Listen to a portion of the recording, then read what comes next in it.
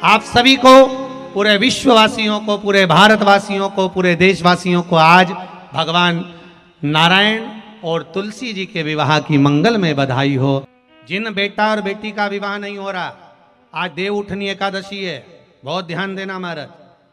जिन बेटा बेटी का विवाह नहीं हो रहा, 30-30 साल के हो गए, 28 साल, 40 साल, 25 साल के हो गए, विवाह नहीं हो रहा, तो आज बेलपत्री पर दोनों पत्तियों पर लाल चंदन लगाइए और बीच वाली पत्ती पर पीला चंदन लगाइए। जिसका विवाह नहीं हो रहा उसके लिए का है, आज ही करना पड़ेगा। परंतु देव उठनी एकादशी के दिन आज ही का है, बस साल में एक ही बार होता है वो।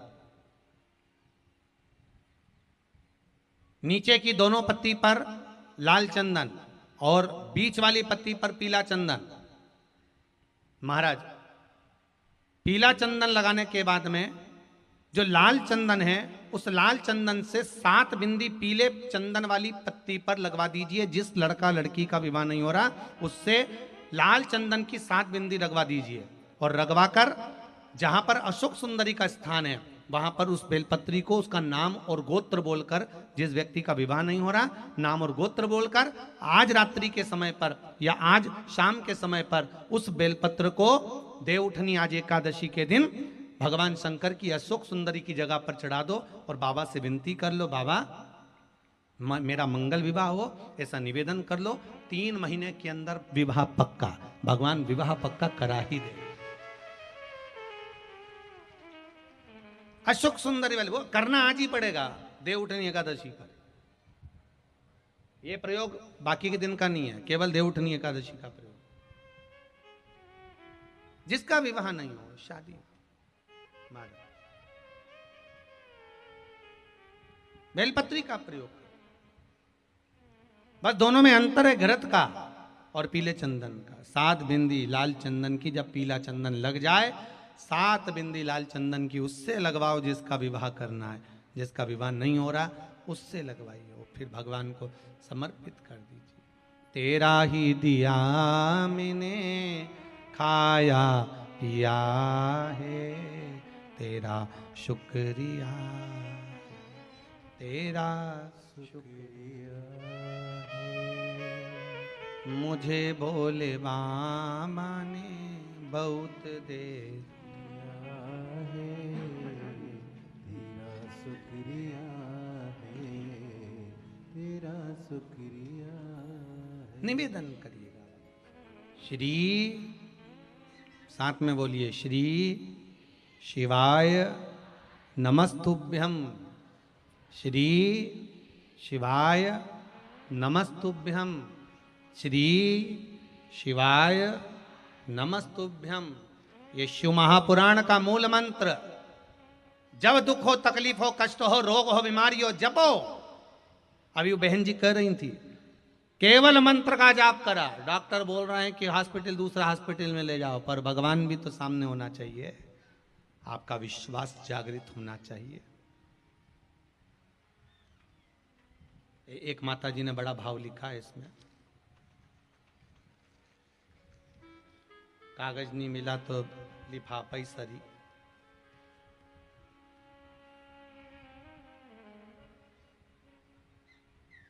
विभा देवी फतेहपुर गया बिहार से आई हैं।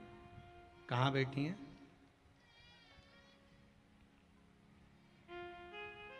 आपने लिखा है, गुरुजी जब से शिव महापुराण की कथा सुन रहे हैं, तब से मेरी तबीयत अच्छी हो गई है। पहले बीमार बहुत रहती थी, बहुत तकलीफ थी, अब बाबा की कृपा है। सावनी शिवरात्रि पर रुद्राभिषेक करा, उससे जमीन का जो काम अधूरा था वो भी बाबा ने पूरा कर दिया है। बहुत बहुत साधुवाद आपको। श्री विभा देवी जी फतेहपुर गया बिहार से हैं। बहुत बहुत साधुवाद। भगवान शिव की कृपा ही कुछ ऐसी। आपका विश्वास जहां जागृत हो, आपका विश्वास जहां जागृत हो जाए, वहां शिव का दर्शन।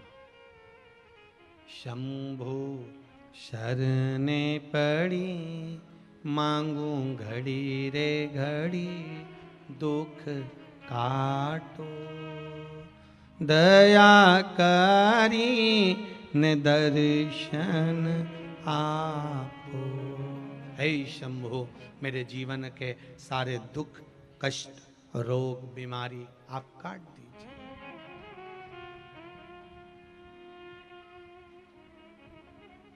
आप काट दीजिए। और आज का जो तुलसी और शालिग्राम का विवाह है ना, ये आप लोग आज अपने अपने घर में करोगे, ये है ही क्या, केवल प्रेम का ही तो इसने। वृंदा के सातित्व को भगवान नारायण ने डिगा दिया। भगवान शिव ने जलंधर को मार दिया, वृंदा ने श्राप दे दिया, नारायण आप मेरे नंदोई होकर मेरे सातित्व को डिगाया है। श्राप देती हूं, पत्थर के हो जाओगे।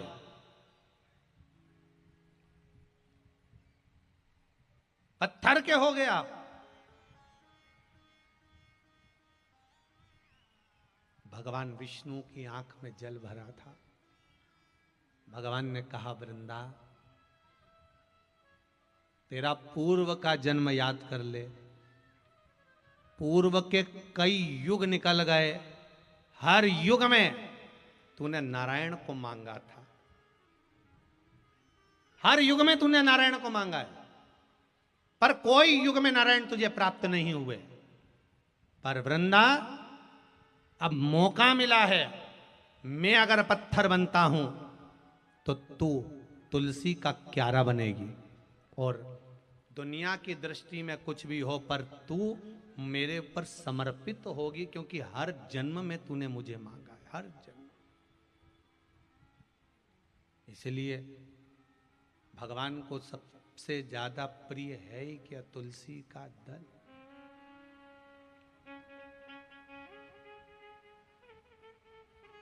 प्रियता।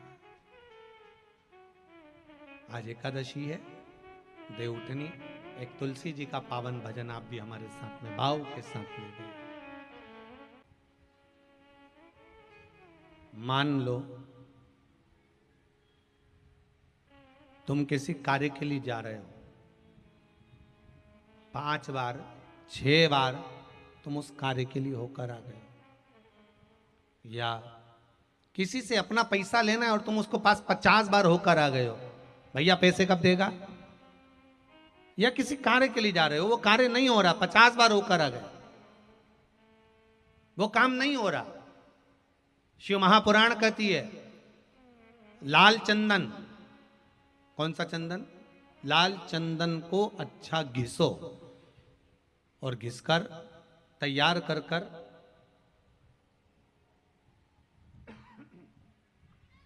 बेलपत्री के ये जो दोनों भाग हैं, दर्शन हो रहे हैं आप लोगों को। लाल चंदन घिसो और घिसकर बेलपत्री के ये दोनों भाग हैं, दोनों पत्तियां जो नीचे की हैं, इसमें उस चंदन को लगा लीजिए। अगर किसी से आपको पैसा लेना है, वो नहीं दे रहा, या कोई काम है, या जॉब है, या नौकरी है, या उसके लिए, या कोई विद्या अध्ययन का कोई कार्य है, कोई स्कूल में पढ़ाई कर रहे हो और वो कार्य नहीं हो रहा, 5 बार 6 बार करके देख लिया, नहीं हो रहा, तो ये दोनों पत्तियों पर लाल चंदन लगाओ। लाल चंदन लगाने का मतलब ये नहीं कि जरा सी तुम बिंदी लगा दो। लाल चंदन जो घिसा है उसको पूरी पत्तियों पर अच्छे से फेरना है। उस लाल चंदन को लगा लीजिए। और महाराज, बीच की पत्ती में थोड़ा सा घृत, घृत मतलब गाय का घी, गौ माता के दूध से, माखन से निर्मित उस घी को बीच की पत्ती में थोड़ा सा लगा लीजिए। और जो अशोक सुंदरी वाली जगह है, जानते हो ना आप लोग अशोक सुंदरी की जगह, आपको पहले भी कथा में कहा, समझ लीजिए। ये शिवलिंग है, ये जलाधारी पर रखा हुआ है, ये गोल जलाधारी है, यहां से पानी नीचे गिरता है, ठीक है, ऐसे ही होता ना शिवलिंग। तो शंकर भगवान का पूरा परिवार शिवलिंग के आसपास में होता है। शंकर भगवान के 13 बच्चे हैं। कितने बच्चे हैं शिव जी के? 13 बच्चे, पूरे 13 की 13 बच्चे और धर्म पत्नी शिव जी की शिवलिंग के आसपास में है। जैसे ये जो गोल जलाधारी है ये माता पार्वती जी का हस्त कमल है। शिवलिंग रखा है, ये शंकर जी का स्वरूप है। जहां से पानी नीचे गिरता है, राइट भाग गणेश जी का स्थान, लेफ्ट भाग छह कार्तिकेय षडानंद कार्तिकेय का स्थान। जहां शिवलिंग का जहां पानी जाता है उसके बीच में एक मोटी सी लाइन होती है, वो शंकर भगवान की सबसे छोटी लड़की जिसका नाम अशोक सुंदरी है उसका स्थान है। ऊपर से बूंद बूंद पानी जो शिवलिंग पर गिर रहा है, ये शंकर भगवान की 5 लड़कियों का स्थान है, जया, विषहरा, शामली बारी, दौतली और देव। ये शंकर जी की 5 बेटियां हैं जो भगवान शंकर के ऊपर पानी की एक एक बूंद गिराती हैं महाराज। तो शिव जी की जो सबसे छोटी लड़की है अशोक सुंदरी, उस अशोक सुंदरी वाली जगह पर इस बेलपत्र को प्रदोष के दिन या सोमवार के दिन आप घी वाली बेलपत्र को अशोक सुंदरी वाली जगह पर रखकर, ये जो चंदन लगी हुई बेलपत्र है इसका मुख ऐसा सीधा की सीधा रखोगे तो गणेश जी की ओर हो जाएगा, षडानंद कार्तिकेय की ओर हो जाएगा। अपनी कामना कर कर जिससे धन लेना है, पैसा लेना है या जो कार्य निकालना है वो नहीं निकल रहा, बहुत प्रयास कर लिया, अदालत में 50 बार हो जाए, काम नहीं हो रहा, तब इस बेलपत्र का प्रयोग करना, बाबा से विनती करना और विनती कर कर वापिस सजाना। केवल 2 प्रदोष या 2 सोमवार कर लीजिए, बाबा आपकी मनोकामना पूर्ण कर देगा। उस बेलपत्र का सुख प्राप्त हो जाए। बेलपत्र पर इतना याद रखना, जो चंदन लगा हुआ भाग है वो नीचे होना चाहिए, अशोक सुंदरी की ओर। घृत का भाग अशोक सुंदरी की ओर होना चाहिए, नीचे की ओर, नहीं तो मालूम पड़े तुम ऊपर उल्टा रख दो उसको।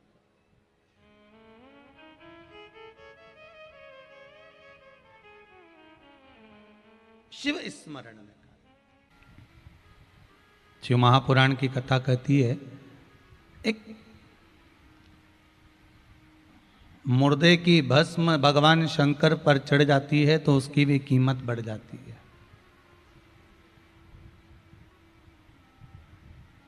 चपटी भभूत में है खजाना कुबेर का।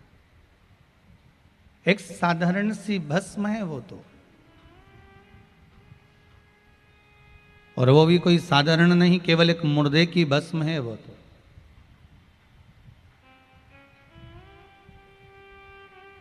पर वो मुर्दे की भस्म की भी कीमत बढ़ गई जब भगवान देवाधिदेव महादेव को वो समर्पित हो गए। शिव महापुराण की कथा कहती है, बाबा देवाधिदेव महादेव का चरित्र कहता है, शिव महापुराण वर्णन करती है, जब हम भगवान शंकर को कोई वस्तु समर्पित करते हैं तो उसका स्पर्श, शिवलिंग का स्पर्श, शंकर के रूप का स्पर्श, शंकर के स्वरूप का स्पर्श हमारे इन हाथों से, इस शरीर के द्वारा हो जाता है। और जब इन हाथों से भगवान शंकर के स्वरूप का स्पर्श हो जाता है तो विचार करिएगा कि वस्तु एक साधारण सी राख भस्म भी करोड़ों की हो जाती है, तो हम तो सांसारिक जीव जब भगवान के स्वरूप का स्पर्श करेंगे तो क्या हमको सुख का अनुभव नहीं होगा? क्या हमको सुख का भान नहीं होगा?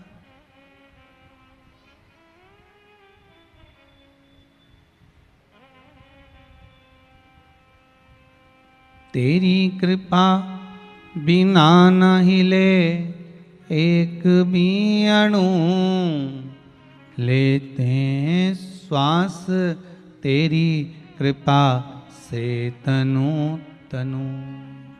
हे गंगाधार मुक्ति द्वार ओमकार तो, आयो शरण तिहारी भोले तार तार तो। बखान क्या करूं मैं राखों के ढेर का,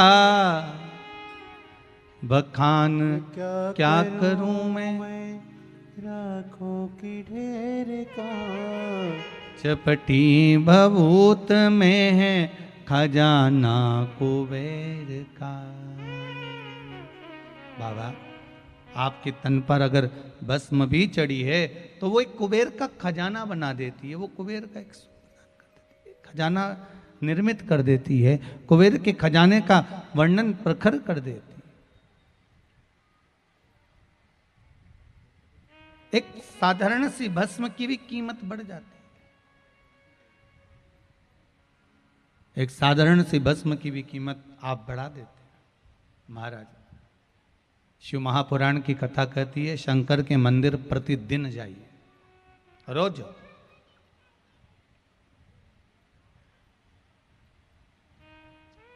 एक बालक ने लिखा है, गुरुदेव सभी जगह से हारने के बाद आपके पास आया हूं, मुझे मेरी मंजिल तक पहुंचना है। रतनपुर से हैं कोई बालक, प्रिंस राज जी, जिन्होंने लिखा है कि मेरी मंजिल तक मुझे पहुंचना है। तो मेरा बालक से यही निवेदन रहेगा कि आपको अगर, और केवल एक ही बालक से नहीं, हम तो सबसे एक ही बात कहेंगे, सारे बालकों से एक ही बात कहेंगे, सबसे एक ही बात का निवेदन करेंगे कि आपको भी अगर आपकी मंजिल तक पहुंचना है, आपको भी अगर आपकी मंजिल तक जाना है, तो भगवान शंकर की शरणागति लेना बहुत जरूरी है।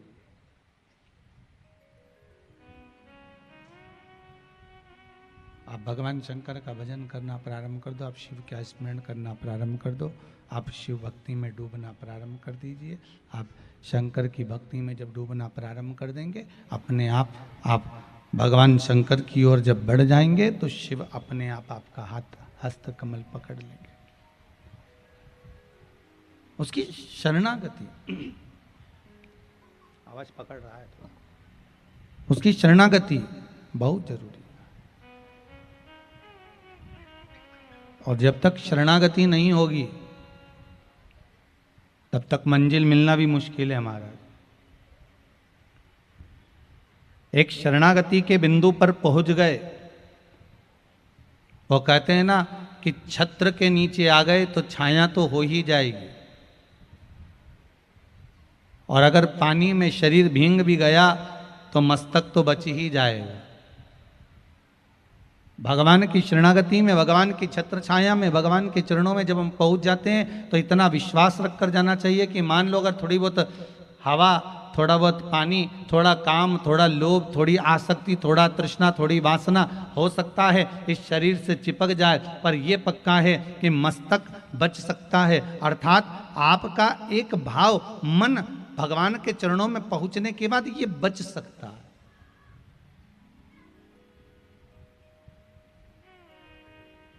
इसको स्थिर रखने के लिए भगवान की शरणागति जरूरी है।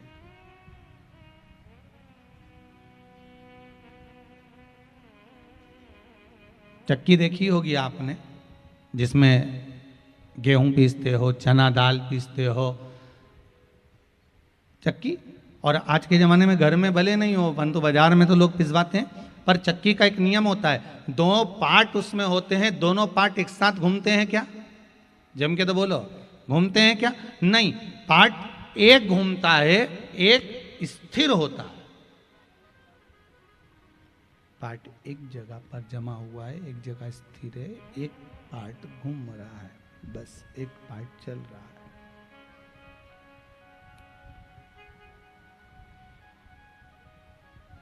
पार्ट दो हैं, पर एक स्थिर है, एक घूम रहा है। बस एक स्थिर रहकर, एक का काम है घूमना, वो घूम रहा है। और अगर दोनों पार्ट घूमने लगे तो गेहूं पिसाएगा? दाना ऐसे कैसे निकल कर बाहर हो जाएगा? चने की दाल पिसाएगी? नहीं, दाना ऐसे कैसे निकल कर बाहर। अगर दोनों पार्ट घूमते रहेंगे तो फिर कुछ पिसाने वाला नहीं है।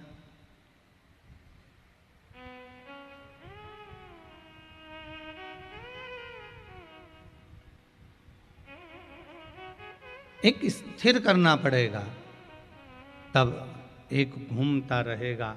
और एक स्थिर करने के बाद जब एक घूमेगा, तब जाकर कहीं जाकर कुछ पिसाएगा। शिव महापुराण की कथा यही कहती है कि मन को परमात्मा के चरणों में स्थिर रख लीजिए। जब मन को परमात्मा के चरणों में स्थिर रखोगे, फिर ये शरीर भले कहीं पर भी घूमे, ये शरीर फिर भले कहीं पर भी जाए, उससे कोई मतलब नहीं पड़ता है। शरीर फिर कितना भी घूमे, मन स्थिर होना चाहिए। इसलिए बार बार संतों ने एक बात कही, ये मन बड़ा चंचल है, कैसे तेरा भजन करूं, जितना तेरा भजन करूं उतना ही मचलता है।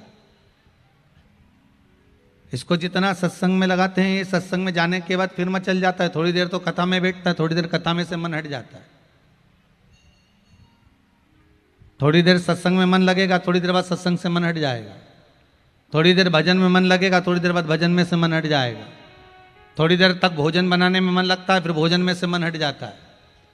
आपका मन करता है कि मैं थोड़ा सा पुआ बना लूँ, ठेहुआ बना लूँ, थोड़ा सा मैं कुछ सामग्री तैयार कर लूँ, थोड़ा सा भजिया बना लूँ, थोड़ा सा भुजिया तैयार कर लूँ। आपने थोड़ा बहुत बनाया वहाँ तक तो ठीक है, पर थोड़ा बनाने के बाद आप जैसे ही थोड़ा ज़्यादा बनाने का प्रयास करते हो तो मन वहाँ से चला जाता है, मन उच्चिष्ट हो जाता है। आप भले गुजिया बना लो, पापड़ बना लो, पपड़ी बना लो, बड़ी तोड़ लो, तुम्हारा मन थोड़ी देर तक तो स्थिर रहेगा, फिर थोड़ी देर बाद उच्चिष्ट हो जाएगा।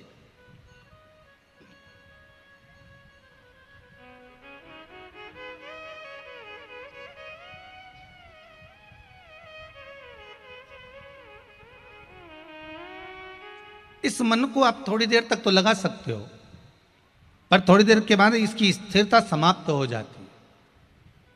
पर शिव महापुराण की कथा कहती है कि अगर स्थिरता एक बार हो गई, मन को अगर आपने स्थिर कर लिया, इस मन को थोड़ा सा मारना पड़ेगा, इस मन को थोड़ा सा कुदाना पड़ेगा और ले जाकर भगवान के चरणारविंद में सौंपना पड़ेगा। एक राजा के पास में एक बकरा था। राजा ने अपने सिंहासन पर बैठकर कह दिया, जो इस बकरे को संतुष्ट कर देगा, इस बकरे को जो संतुष्ट कर देगा उसको मुंह मांगा धन दिया जाएगा, उसको मुंह मांगा धन प्रदान किया जाएगा, सोने की मोहरें दी जाएगी, उसको गाड़ी बंगला जमीन जायदाद सब प्रदान किया जाएगा। जो इस बकरे को संतुष्ट कर देगा, जो इस बकरे को संतुष्ट कर दे, बस उसका मन एक बार संतुष्ट हो गया, उसको सुख का सुख प्रदान कर दिया जाएगा।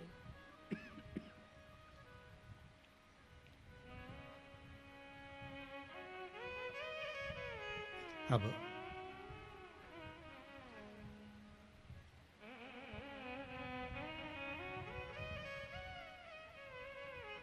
विचार करिएगा जरा, सोने की मोहरें मिल रही हों,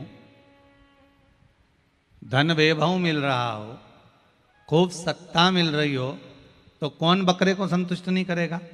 एक व्यक्ति गया, उसने बकरा लिया, महाराज हमको ये बकरा दे दो, हम ले जा रहे हैं। बकरे को खूब खिलाया, खूब खिलाया। बकरे को खिलाने के बाद राजा से जाकर कहा, महाराज हमने इसको संतुष्ट कर दिया, देख लीजिए। राजा ने बकरे को बुलाया, पकड़ा, सैनिक से कहा, ला जरा पत्ते लेकर आ, थोड़े बहुत हरी दूबा लेके आ, पत्ते ला। और जो पत्ते ला कर डाले, बकरा फिर दौड़ कर गया और खाने के लिए तैयार हो गया। राजा ने कहा, संतुष्ट नहीं हुआ। दूसरा व्यक्ति बोला, हम लेकर जाएंगे। वो दूसरा लेकर गया और दूसरा व्यक्ति लेकर गया, उसने भी खूब खिलाया, रात दिन खिलाया। खिलाने के बाद भी वो संतुष्ट नहीं हुआ। खिलाने के बाद भी उसकी संतुष्टि नहीं हुई। राजा ने फिर उसको पकड़कर बुलाकर सामने खड़ा करा। थोड़ी देर बाद राजा ने उसको फिर पत्ते वगैरह दिए तो फिर उसने खाने आ गया। मतलब उस संतुष्ट नहीं हुआ। निकलते गए दिन, 8 दिन, 10 दिन, 15 दिन निकल गए। अब की बार एक संत ने कहा, महाराज हम इसको लेकर जाएंगे। राजा बोले, तुम संत हो, साधु हो, बकरे को रखोगे? तो क्या हुआ, लाओ हमको दो। संत उस बकरे को ले गए, खूब पेट भर के खिलाया। खिलाने के बाद संत वहां ले जाकर पत्ते डाले, बकरा फिर दौड़ कर खाने आया। संत ने उठाया डंडा, उसके मुंह पे दिया धर के। फिर संत ने उधर ले जाके पत्ते डाले, बकरा फिर दौड़ कर आया। संत ने फिर डंडा मारा मुंह पर। फिर संत ने पत्ते डाले, फिर बकरा दौड़ कर आया, फिर डंडा दिया मुंह पर। 25-30 बार संत ने मुंह पर डंडा मारा। थोड़ी देर बाद संत ने फिर पत्ते डाले, बकरा दौड़ कर आया, नहीं खाया। उसको मालूम पड़ गया खाऊंगा और मारेगा, उसने नहीं खाया।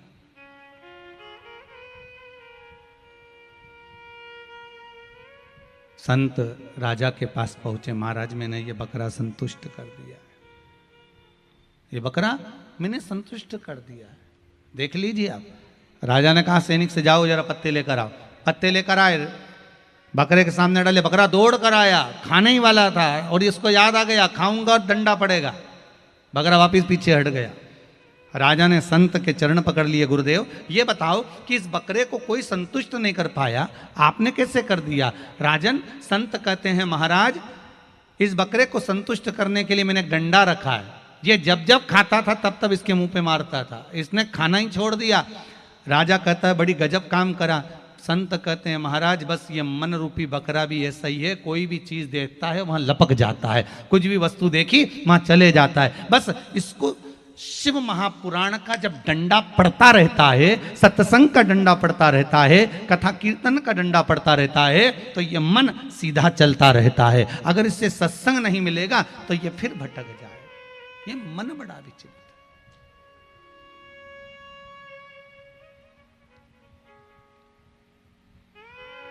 इस मन की बड़ी विचित्रता है महाराज।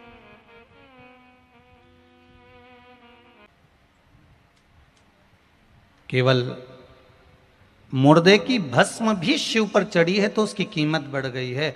आप शंकर के मंदिर की देहली अगर चढ़ गए हो, शिव मंदिर की देहली पर आप चढ़े हो, शंकर की मंदिर में अगर आप प्रवेश करे हो, शंकर की कथा में अगर आप पहुंचे हो, भगवान की भक्ति में अगर आप डूबे हो, तो ये विश्वास मानना कि आपकी भी कीमत बढ़ गई है। मक्खी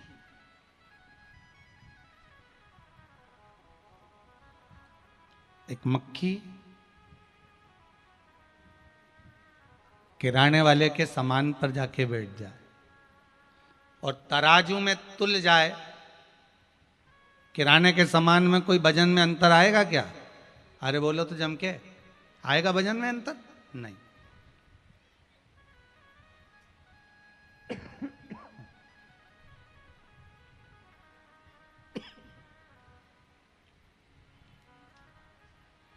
वही मक्खी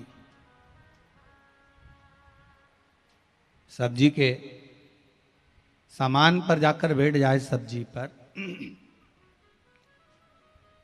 उसके वजन में कोई अंतर आएगा, उसकी कोई कीमत बढ़ेगी? नहीं। और वही मक्खी जिस पे सोना तोला जा रहा है, सुनार सोना तोल रहा हो, उस पलड़े पर मक्खी जाकर बैठ जाए तो मक्खी की कीमत 10,000 रुपये हो जाए। बोलो सही है कि गलत है? बस वो सोने का तोलने का जो पलड़ा है ना, उस पलड़े पर सोने के सामान के साथ अगर मक्खी बैठ गई तो उसकी कीमत 10,000 रुपये हो गई तुरंत बैठते। सब्जी में कोई कीमत नहीं बढ़ी है, किराने में कोई कीमत नहीं बढ़ी है, सामान में कोई कीमत नहीं बढ़ी, पर सोने के साथ बैठी इसलिए कीमत बढ़ गई। शिव महापुराण की कथा कहती है मनुष्य की कीमत चौराहे पर बैठने से नहीं बढ़ती, पान की दुकान पर बैठने से नहीं बढ़ती, कहीं गप्पे लगाने से मनुष्य की कीमत नहीं बढ़ती। मनुष्य की कीमत कहाँ बढ़ती है? जो भगवान की भक्ति में लग गया, सत्संग में बैठ गया, शिव महापुराण में बैठ गया, मंदिर में जाकर बैठ गया, उसकी कीमत बढ़ गई। ये भगवान की अविरल भक्ति में डूबने के कारण उसकी कीमत बढ़ रही है।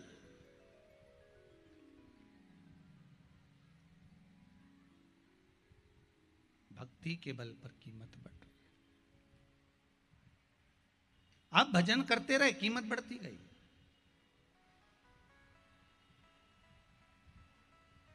आपने स्मरण करा, कीमत बढ़ गई। नाम जाप में आप डूबे, कीमत बढ़ गई। भगवत स्मरण में आप डूबे, कीमत बढ़ गई।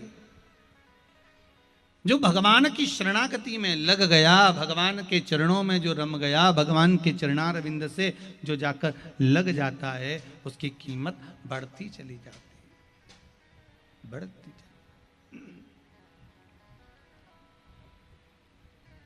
महाराज,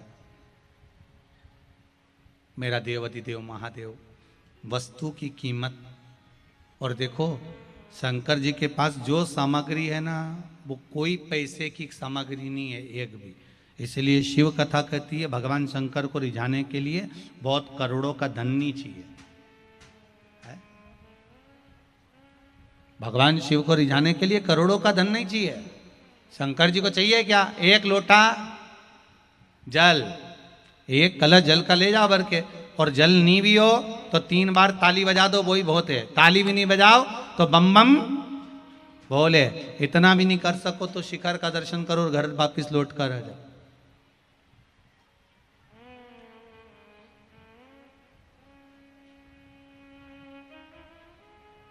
उनको चाहिए क्या? उसने तो खुद अपने पास में कुछ भी नहीं रखा। जैसे ही सृष्टि का खंड प्रारंभ हुआ, सृष्टि का प्रकरण प्रारंभ हुआ, सृष्टि को बढ़ाते हुए सबसे पहले भगवान शंकर ने ब्रह्मा जी को सबसे पहले दिए तो वेद और पुराण दे दिए। ले उठाओ ये वेद, ये तुम्हारे। वेदों का अधिकार किसको दे दिया? ब्रह्मदेव का। ए ब्रह्मदेव, तुम्हें वेदों का अधिकार है, लो ये वेद तुम्हारे पास में रखो। ब्रह्मा जी वेद अपने पास में रखे। शंकर जी के पास कोई वेद और पुराण नहीं है उनके पास में, उन्होंने तो दे दिए, ये तुम्हारे पास में रखिए। महाराज भगवान विष्णु को सुदर्शन चक्र दे दिया और बचा कुचा था। ख्याति देवी कह रही है लक्ष्मी जी की मां, मैं अपनी बेटी लक्ष्मी का विवाह शंकर जी के साथ करना चाहती हूं। और शंकर भगवान कह रहे हैं मैं आपकी बेटी से विवाह नहीं कर सकता, लक्ष्मी से। लक्ष्मी को नारायण को दे दो, लक्ष्मी को नारायण को दो, मैं इससे विवाह नहीं कर सकता, आप इनको नारायण को दे दीजिए। देखिए ब्रह्मा जी को वेद दे दिए, वेद के अधिकारी बना दिए। भगवान विष्णु को सुदर्शन चक्र दे दिया, सुदर्शन चक्रधारी बना दिया। भगवान विष्णु को लक्ष्मी दे दी, लक्ष्मी नारायण बना दिया। इंद्र आए, इंद्र ने कहा भोलेनाथ हमको। भगवान ने कहा क्या चाहते हो? कहा महाराज जी आपकी कृपा हो जाए। दे दी उन्होंने, ले जाओ। कामधेनु दे दी, कामधेनु इंद्र को दे तो दी, साथ में कह दिया ऐरावत हाथी भी ले जाओ। इतना बोल्ड हाथी, इतना प्रबल हाथी ऐरावत तक भगवान शंकर ने इंद्र को दे दिया।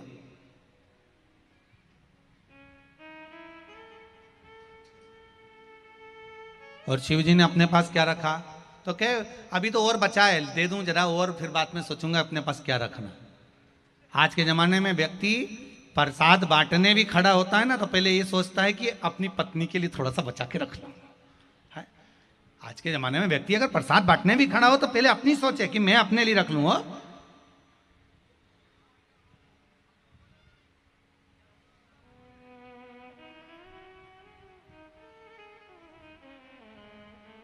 शादी ब्याहों में वो बुलौआ बांटते हैं ना, क्या बांटते हो? बतासे वगैरह, मिठाई, सामान, गिफ्ट। शादी में बांटते ना, जब माता पूजन में जाओ या मंडप में जाओ या बुलौआ हो, मायरा हो, जो भी काम हो उसमें शादी में गिफ्ट बांटता है। तो गिफ्ट बांटने वाला भी सोच विचार कर, देखना मेरी लड़की के लिए रख लेना, हो संभाल के रख लेना। मतलब पहले खुद का भला चाहेगा कि खुद के लिए रख लें। पर शंकर भगवान ने अपना भला नहीं चाहा। शंकर जी ने तो जो आया सब दे दिया।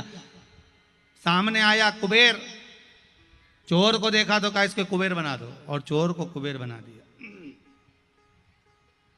चोर को कुबेर।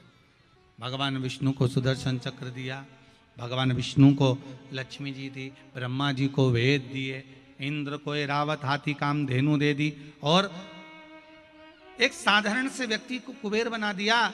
शिव जी से पूछा तुमने अपने पास क्या रखा? शंकर भगवान बोले ये खप्पर रखा है, पानी भर लिया करूंगा, पी लिया करूंगा। एक खप्पर। शिव जी ने अपने पास में क्या रखा है? कुछ भी। क्या रखा? कुछ भी नहीं। शंकर जी के पास में कुछ है ही नहीं।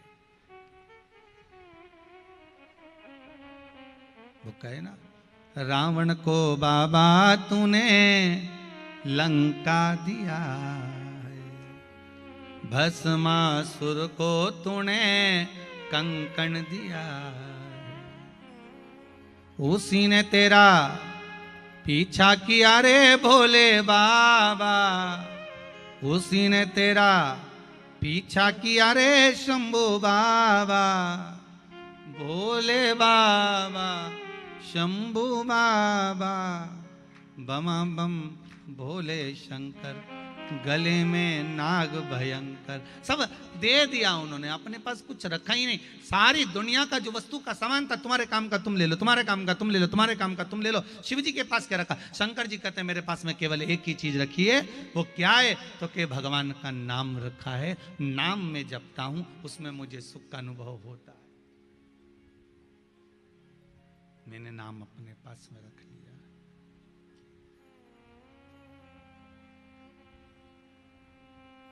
और जब मैं नाम जपूंगा उसका एक सुख, नाम जपन का एक आनंद, नाम जपन का एक सुख मेरे पास में है। इसलिए शायद तुलसीदास जी ने भी लिख दिया महाराज कि कलयुग केवल नाम आधारा, सुमर सुमर नर उतरहीं पारा। कि नाम की आधारशिला रख लीजिए, नाम की आधारशिला का जो सुख है वो सुख कहीं नहीं हो सकता।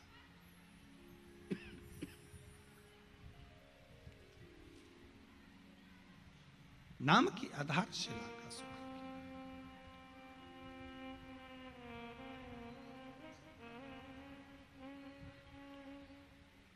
किसी भी रूप में जपो, आप चाहे राम कहो, आप चाहे कृष्ण कहो, आप चाहे शिव कहो, आप चाहे भवानी कहो, आप चाहे दत्त कहो,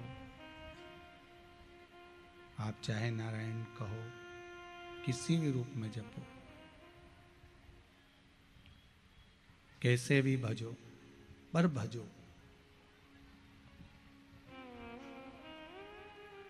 एक जगह पर आग जल रही है, अग्नि जल रही है,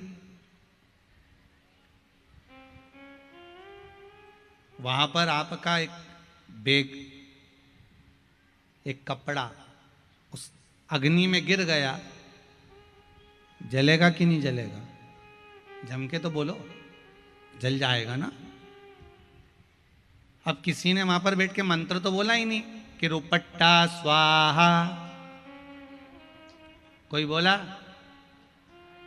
गमछा स्वाहा, कोई बोला बेग स्वाहा, कोई मंत्र बोला क्या? जम के तो बोलो, बोला कोई नहीं बोला। तो भी वो अग्नि में गिरा, गिरने के बाद जला कि नहीं जला? अब किसी ने ना तो स्तुति करी, ना किसी ने मंत्र पढ़ा, ना किसी ने आवाहन करा, ना किसी ने स्वाहा बोला, इसके बाद भी वो बेग जल गया, उसके बाद भी वो दुपट्टा, उसके बाद भी वो दुपट्टा जल गया, उसके बाद भी वो सामान जल गया, उसके बाद भी वो बेग जल गया। कोई स्वाहा नहीं बोला, किसी ने मंत्र नहीं पढ़े, किसी ने निवेदन नहीं करा अग्नि देवता को, पर अग्नि में वो गया, रुपट्टा गया, बेग गया, सामान गया और वो जल गया। उसको किसी ने नहीं कहा कि ये बेग स्वाहा की रुपट्टा स्वाहा, या मंत्र पढ़े हो, किसी ने स्तुति करी हो, उसे कोई मतलब नहीं।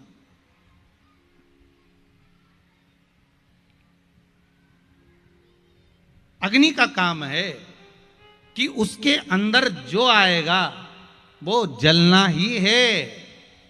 उसी तरह भगवान का नाम चाहे तुम भोजन करते जपो, स्मरण करते जपो, सोते जपो, जागते जपो, खाते जपो, पीते जपो, जाते जपो, आते जपो, भगवान का नाम तुम किसी भी रूप में जपते रहो, ये तो अग्नि है। भगवान का नाम किसी भी रूप में जपते रहोगे, ये पक्का है कि तुम्हारा पाप जलकर भस्म हो ही जाएगा। तुम कैसे भी उसको जपो, किसी भी तरह से जपो,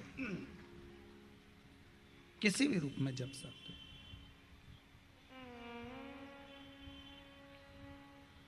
आप जिस रूप में जपोगे वो स्वाहा तो होना ही है, वो जलकर भस्म तो होना ही है।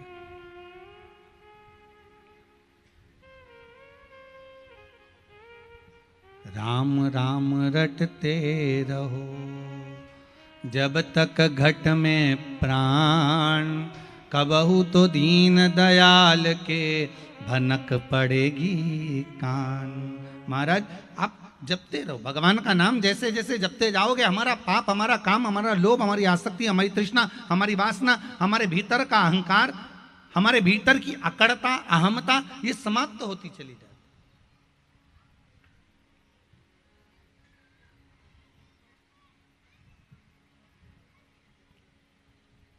शिव अपने पास में नहीं रखा, शंकर ने तो दे दिया आपको, ले आओ, ये ले जाओ, तुम्हारे पास में रख लो। और जिसने जपा उसको सुख मिला। एक बहुत सुंदर भाव कहा है महाराज। आज थोड़े पत्र ज्यादा हैं फिर भी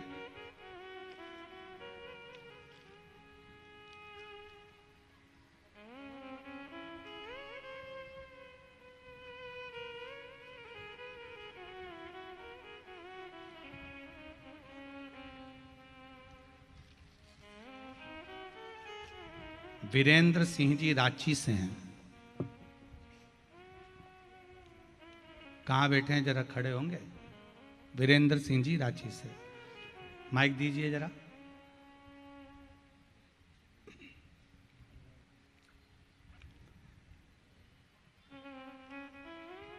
Sí.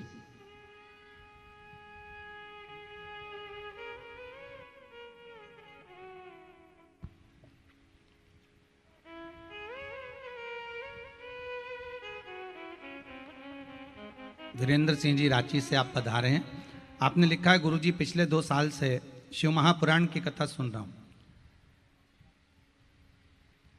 श्री शिवाय नमस्तुभ्यम। श्री शिवाय नमस्तुभ्यम। वीरेंद्र सिंह जी कहाँ से पधारे हैं रांची में? Ranchi sir, Ranchi Jharkhand sir. रांची झारखंड से आए। क्या नाम है आपका? वीरेंद्र कुमार सिंह जी।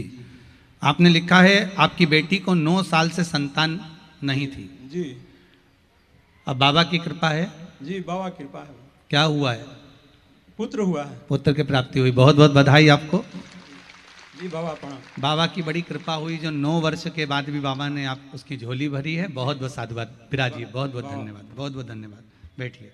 आपको बहुत बहुत बधाई नाना जी बनने की। बहुत बहुत साधुवाद था। शिव कृपा है ही ऐसी।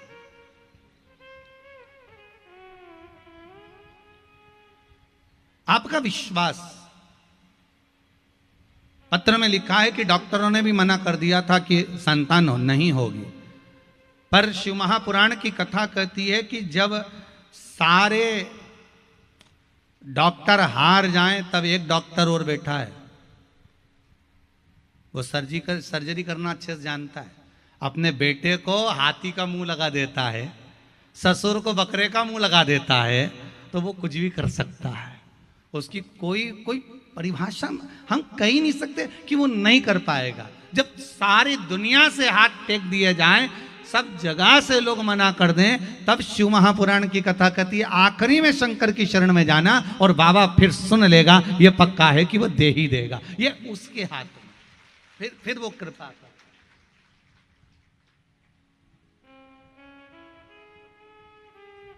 और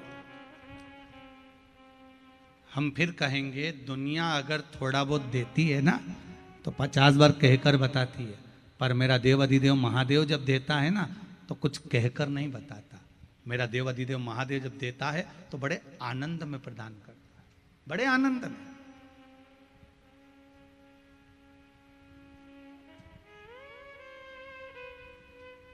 वो कहता नहीं है कभी भी कि मैंने ये दिया है।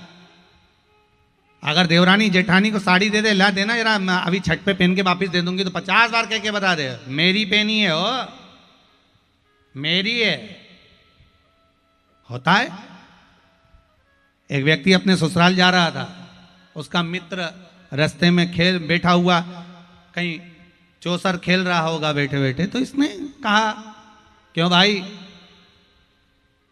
क्या कर रहा है? कहने लगे बस बैठा हूँ चौसर खेल रहा हूँ। अच्छा चल मेरे साथ, चल ससुराल से आते हैं, अभी आ लौट के अभी आए, चल मेरे साथ।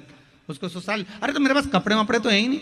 अरे मत होंदे, मेरे कपड़े पहन लेना, उसमें क्या दिक्कत है, चल मैं मेरे कपड़े दे दूंगा पहन लेना, चल मेरी ससुराल होके आते। उसको गाड़ी में बिठाया और ससुराल ले गया। अब ससुराल ले गया तो उसने कहा कमरे में स्नान आदि करा, नहाए करे, नहाने स्नान आदि के बाद में वो बोला मैं पहनूंगा क्या, मेरा कुर्ता तो अच्छा है पर ये पजामा जो है ना ये बहुत गंदा हो रहा है। तो जो लेकर गया था उसने कहा मेरा पजामा पहन ले, ले ले मेरा पजामा पहन ले। उसने अपना पजामा दे दिया।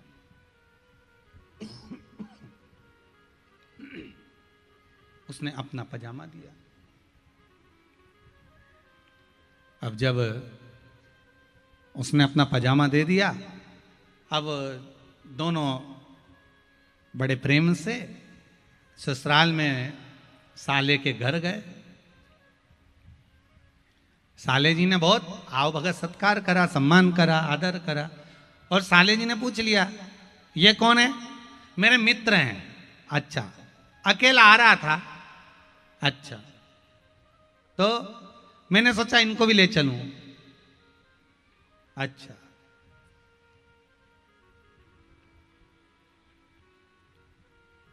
ये जो पजामा पहने हैं ना, ये मेरा ही है। अब जिसको लेकर गया था और कहा कि ये पजामा मेरा है, तो उसको तो काटे खून नहीं, उसको तो गुस्सा आ गया। उसने कहा बता, साले के यहां लेकर गया, ये बोलना जरूरी था कि पजामा तेरा है? अब इसको आ गई गुस्सा। अब गुस्सा आई तो गुस्से में बोला अब मेरे को यहाँ रहना ही नहीं, अब मेरे को तो मेरे घर लेके चल, अभी के अभी लेके चल। तो क्या अपन चलेंगे, शाम तक चलते हैं। अब तो गुस्सा मत कर, ऐसा क्रोध मरोध मत कर, तो है क्रोध मरोध मत कर। अब क्रोध करेगा तो अच्छा नहीं होगा। चल तू चल मेरे साथ चल। ठीक है। अब जो व्यक्ति था वो अपनी मौसी के घर गया, मौसी सास के यहाँ। सब ससुराली ससुराल, तो मौसी सास भी वहीं थी। वहां पहुंच गया और मौसी जी बस बढ़िया, प्रणाम, आनंद करो। और लाला, जमाई साहब, कंवर साहब, ये कौन है? मेरा दोस्त है। अच्छा, मैं अकेला आ रहा था तो इसको ले आया। अच्छा, कुर्ता इन्हीं का ही है।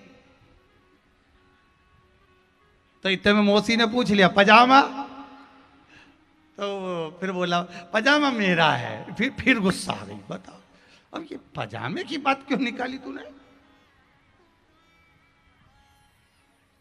अब तो दोनों में भयंकर लड़ाई हो गई। अब तो मुझे घर जाना ही है, मेरे को तेरे साथ कहीं नहीं जाना। अरे मेरे मामा जी का घर अकेला रहा है, अब की बार मैं पजामे की बात नहीं निकालूंगा, पक्का कसम खा के कहता हूं कि पजामे की कोई बात ही नहीं निकलेगी, बस पक्का। चलो ठीक है। अब बड़ी मुश्किल से राजी करा, मामा ससुर के यहाँ पहुंच गए। अब मामा ससुर के यहाँ गए तो मामा जी मिले और लाला साहब और जमाई साहब, बढ़िया, सब आनंद में। और सब बढ़िया बढ़िया करते करते अब उनने कुछ खाया पिया और जाने लगे। जाते जाते मामा जी से बोले पजामे की हम कोई बात नहीं करेंगे।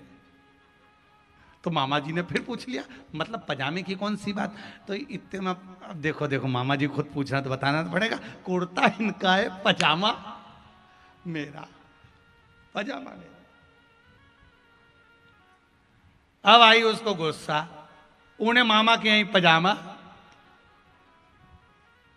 मामा के ही दे दिया घड़ी बना के, ये तेरा पजामा पकड़, मैं चला मेरे कुर्ते पे।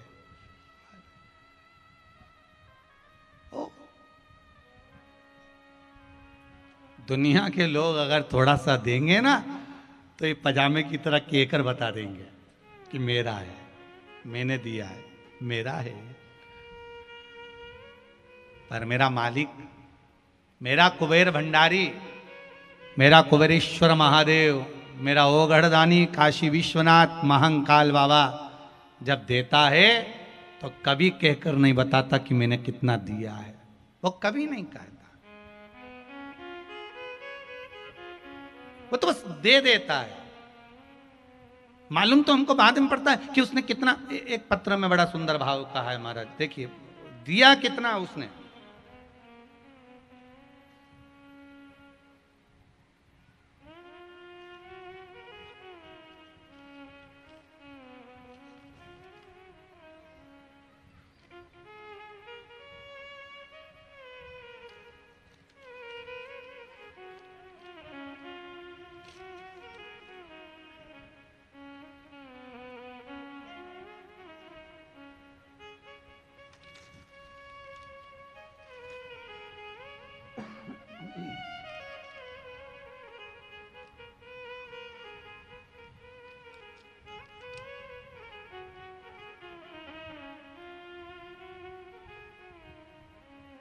नीतू दुबे दुमका झारखंड से आई हैं। कहाँ हैं? खड़े होइए, माइक दीजिए। आपने लिखा है दीदी, मेरे पति को स्लिप डिस्क का प्रॉब्लम हो गया था और साथ में किडनी में स्टोन भी हो गया था। डॉक्टर ऑपरेशन का बोले थे। माइक दीजिए, इधर इधर माइक दो। कहाँ है माइक? माइक आगे लाइए।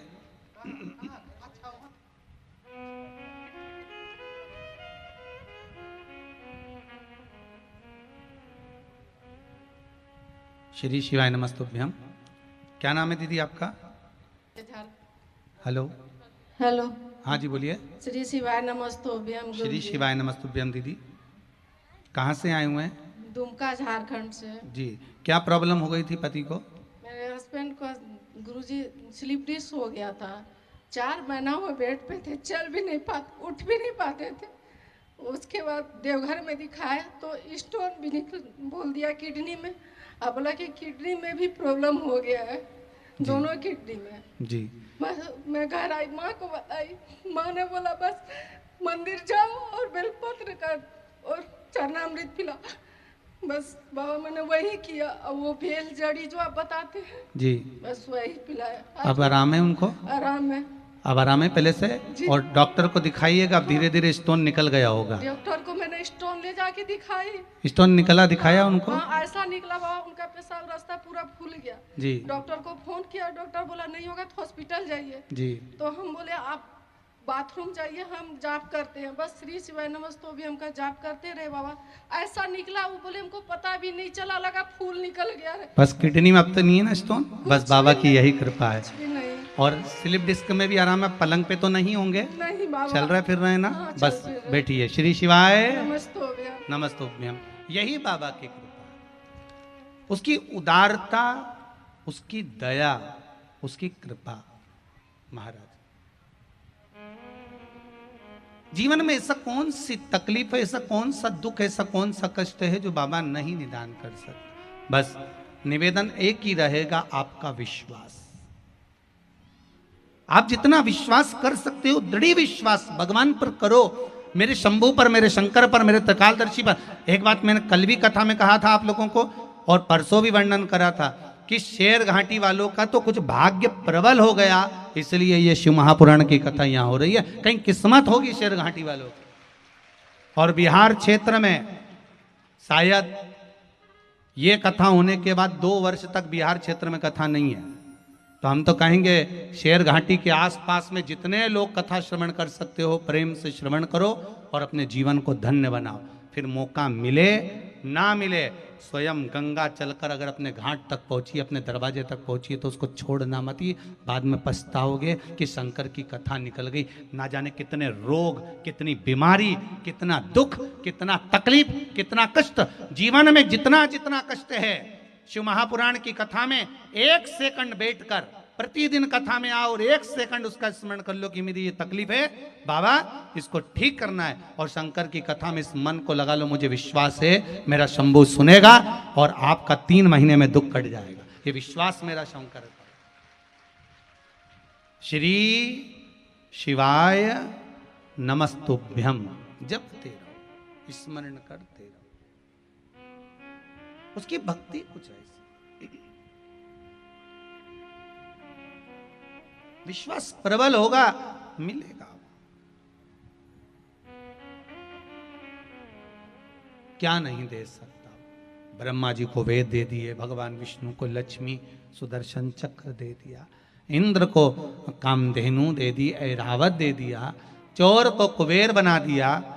क्या नहीं दिया? रावण को सोने की लंका दे दी, भस्मासुर मांगा तो कंकण उतार कर दे दिया, कंकण दे दिया, ये ले कंकण दे।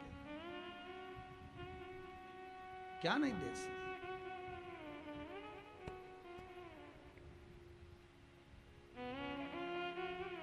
विश्वास पर। देवऋषि नारद कामदेव पर विजय प्राप्त कर लिए, और देवऋषि नारद ने कामदेव पर विजय प्राप्त करने के बाद देवऋषि नारद के मन में अहंकार जागृत हो गया कि मैंने काम को जीता है, काम मैंने जीता है।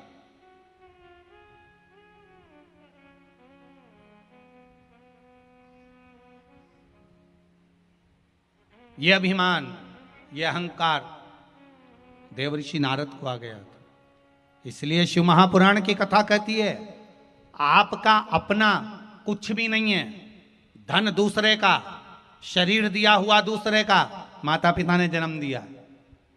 लक्ष्मी दूसरे की, संपदा दूसरे की, जिसके साथ शादी हुई वो दूसरे की है। तो माता पिता की जननी कोई पराये घर से हमारे घर में आ गई, पराये घर की प्राप्त हुई। धन दौलत संपदा सत्ता वैभव मकान जमीन जायदाद सब दूसरे का है। यहां तक कि हम जो बोल रहे हैं ये बोलना भी हमें दूसरे ने सिखाया है। हम जो लिख रहे हैं ये लिखना भी हमें दूसरे ने सिखाया है। हम जो श्रवण कर रहे हैं ये सुनना भी हमें दूसरे ने सिखाया। सब कुछ दूसरे का है। हमारा अपना है क्या? हमारा अपना केवल एक है, अहंकार। हमारा खुद का है अहंकार।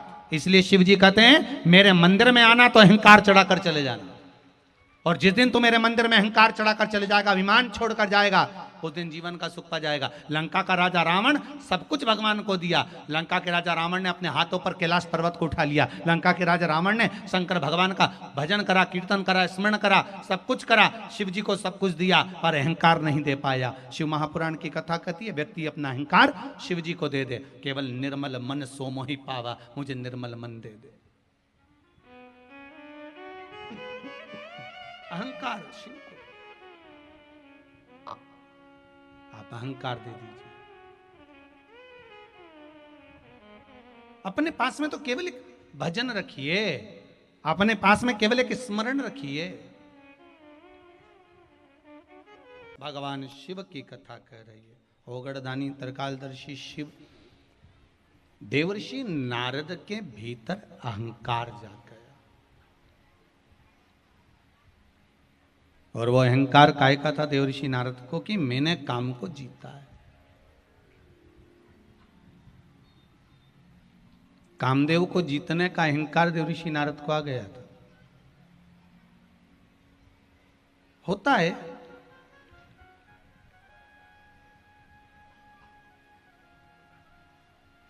चातुर्मास के 4 महीने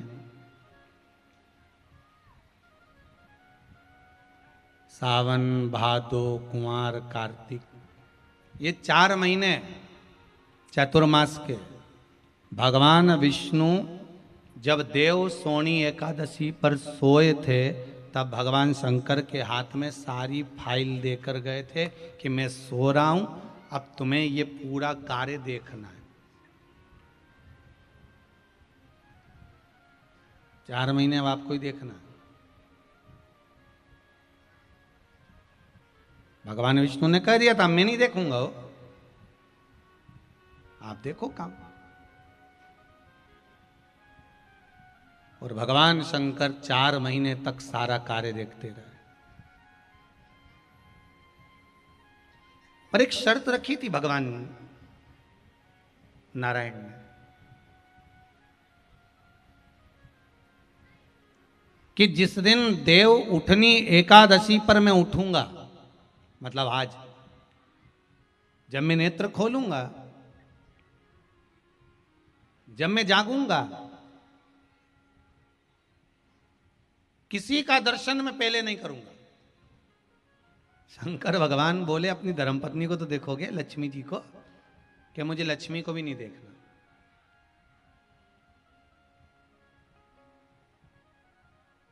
मुझे लक्ष्मी को भी नहीं देखना। फिर मुझे तो केवल अगर दर्शन करना है, सबसे पहले जागते ही अगर दर्शन करना है तो आपका करना। शंकर भगवान ने बोला मेरा दर्शन क्यों?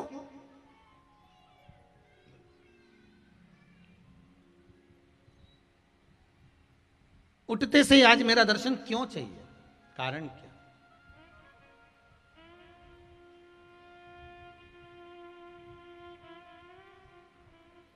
क्या कारण हुआ क्या, ये बताओ।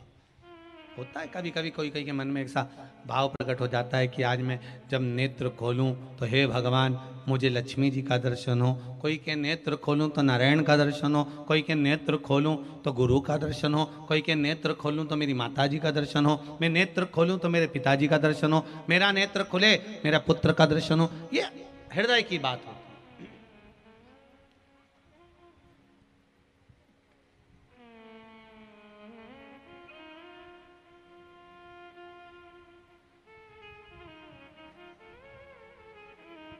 ये एक अपने अपने हृदय की बात प्रकट हो जाती है।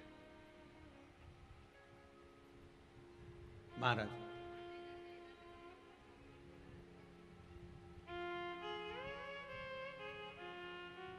अब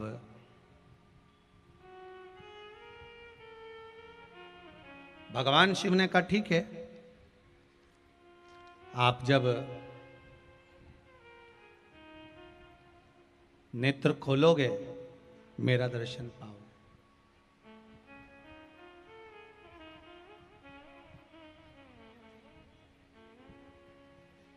देखिएगा, जो गन्ने की, यहां गन्ना बोलते हैं, ईख बोलते हैं कि शुगर का वो जो भी आप क्या बोलते होगे बिहार में, जिससे शक्कर बनती है, शुगर बनती है, गन्ना, ईख, साटा, साटा भी बोलते हैं उसको, जिसकी झोपड़ी बनाते हो तुलसा जी के ऊपर। कहा मैं स्वयं, शिव कहते हैं,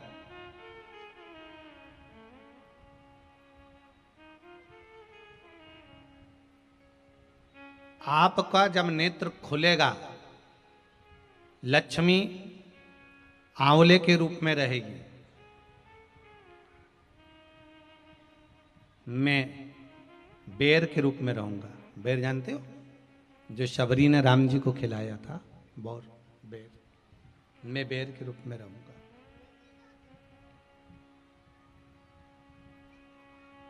रिद्धि सिद्धि श्री गणपति भाजी के रूप में रहेंगे।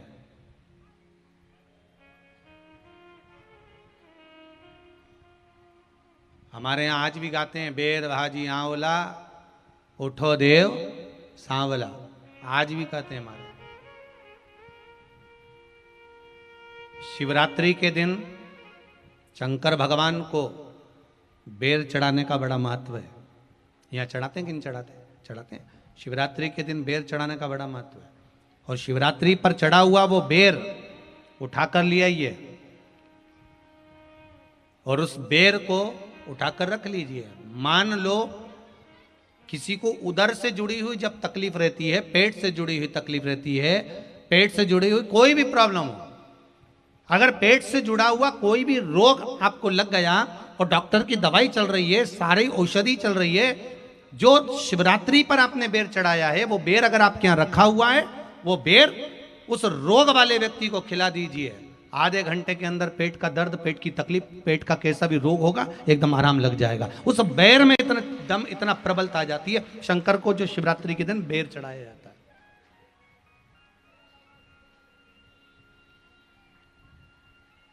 भगवान शिव पर समर्पित हुआ वो बेर का इतना महत्व महाराज। और जो देवता को उठाने के लिए बोर समर्पित करा जाता है, बेर भाजी आंवला उठो देव सांवरा, उसमें शंकर जी का भाव है, क्योंकि शिव जी का दर्शन भगवान नारायण उठते से ही करना चाहते हैं। सबसे पहले नेत्र खोले और मेरा शिव का दर्शन हुआ। बेर का भाव ही शिव का दर्शन का भाव।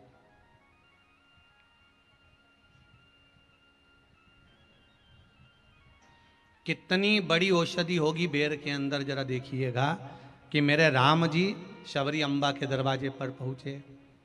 आप लोग भजन में लेते रहते हो, शबरी संवारे रास्ता आएंगे राम जी, मेरा भी धन्य जीवन बनाएंगे राम जी।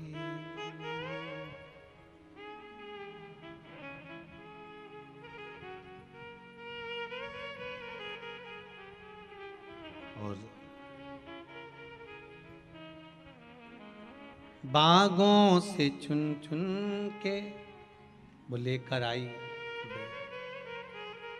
बेर की टोकरी लाई। खट्टे हो चाहे मीठे हो पाएंगे राम जी, मेरा भी धन्य जीवन बनाएंगे राम जी। शबरी ने राम जी को बेर दिए राम जी ने बेर खाया, प्रेम से खाया, याद आया पीछे लक्ष्मण खड़ा है। राम जी ने लक्ष्मण को बेर दिए, ले लक्ष्मण ये बेर खा ले। लक्ष्मण जी ने बेर लिए। लक्ष्मण जी ने बेर को देखा तो वो सबरी अंबा अपने मुंह से झूठा करके दे रही है। लक्ष्मण जी ने बेर लिया, पास में रख लिया, फिर लिया, फिर रख लिया। सबरी जी राम जी को बेर दे, राम जी लक्ष्मण जी को बेर दे, लक्ष्मण जी वो बेर लेके पीछे फेंकते जाए। उठाए फेंका, उठाया फेंका, उठाया फेंका। अब कोई लक्ष्मण साधारण है? जब भगवान राम विष्णु हैं, लक्ष्मण शेषनाग हैं। शेषनाग अगर कोई चीज फेंकेगा तो क्या पास में फेंकेगी? उठाया फेंका, कोसों दूर जाकर गिरा। और वो बेर कब काम आया? जब लक्ष्मण जी को शक्ति लगी, बाण लगा, लक्ष्मण जी मूर्छा होकर जमीन पर पड़े। सुषेण वेद को बुलाया और वेद से बुलाकर पूछा कि लक्ष्मण कैसे उठेगा? तो कहा संजीवनी लेकर आओ। संजीवनी लेने के लिए भेजा। तब संजीवनी लेने के लिए जब श्री हनुमान जी महाराज गए, संजीवनी बूटी जब लेकर आए और लक्ष्मण जी को जो दी, तब राम जी पहचान गए ये संजीवनी कोई दूसरी नहीं है। लक्ष्मण जी को जो बेर खाने को दिया था वो बेर फेंक दिया था, उसी बेर की पत्ती है जिसको निचोड़ निचोड़ कर लक्ष्मण जी को खिलाना पड़ी है। तो राम जी रोते रोते बोले पहले ही खा लेता तो खाना नहीं पड़ती। कोरोना का टीका पहले ही लगवा लेता तो दादा निपटता ही नहीं। लगे तो खाया ही।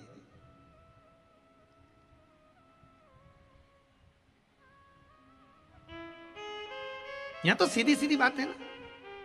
कहा पोलियो की दवाई जन्म लिए बच्चे से लेकर 5 वर्ष तक के बच्चे को पोलियो की दवाई पिलाई जाएगी। पोलियो की दवाई पियो तो हाथ पैर से विकलांग नहीं होगे। बोलो, बोलते कि नहीं बोलते? पियो विकलांग नहीं होगे। जो नहीं पिएगा वो हाथ पैर से विकलांग हो जाएगा। उसी तरह शिव महापुराण की कथा, जिसका जन्म नहीं हुआ, जो माता के गर्भ में है, उससे लेकर जो मर रहा है उस तक के व्यक्ति को सुनाई जाएगी। पोलियो की दवाई नहीं पियोगे, हाथ पैर से विकलांग हो जाओगे। शिव महापुराण नहीं सुनोगे तो काम, लोभ, विषय, आसक्ति से विकलांग हो जाओगे। इसलिए सुनो, ये सुनने का विषय है, इसको श्रवण करना, हमारे जीवन में उतारना। ये मिलेगी, प्राप्त होना बड़ा मुश्किल है। फिर अगर पहले ही लक्ष्मण जी तुम ये खा लेते बेर तो आज इसकी पत्तियों का रस नहीं लेना पड़ता। पहले ही खा लेते।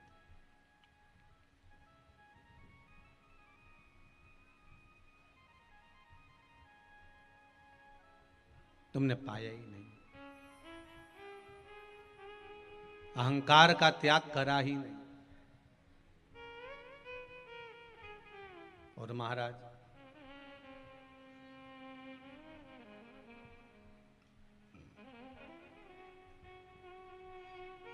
लक्ष्मण, आज श्री देवर्षि नारद का अहंकार नहीं गया। नारद जी के भीतर अभिमान रहा, मैंने काम को जीता है, कामदेव को मैंने जीता है। अहंकार भरा गया, अहंकार भरा गया। भगवान शंकर के पास में सबसे पहले गए और शिव जी के पास जाकर बोले, भोलेनाथ जी, जिस कामदेव को आप नहीं जीत पाए थे उस कामदेव को मैंने जीता है।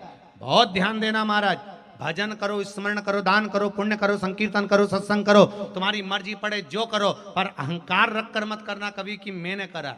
इसलिए शिव महापुराण की कथा कहती है, शिव पुराण करवाने वाले ना तो दिलीप जी अग्रवाल ना अग्रवाल परिवार, शिव पुराण कराने वाला भोले नाथ, करने वाला भी भोले नाथ और सुनने वाला भी भोले। यहाँ कोई नहीं करवा रहा, कोई बाँच भी नहीं रहा और ना कोई सुन रहा। और इस अंदाजे में मत रहना कि सियोर वाला महाराज बाँच रहा है। सियोर वाले महाराज की क्या बस की है जो कथा बाँच दे? बाँचने वाला भी शंकर, करवाने वाला भी जम के बोलो शंकर, और सुनने वाला भी शंकर। सुनने वाला भी शंकर, नहीं तो तुम अच्छे अच्छे की नहीं सुनो, कथा कहाँ से सुन लो? तुम्हारे घर में अगर कहीं का कुछ कह दे तो तुम सुनो? वो तो कथा सुन रही हो 3 घंटा, ये भोलेनाथ जी की कृपा है दादा। किसी की सामर्थ्यता नहीं कि कोई सुन ले। किसकी सामर्थ्यता?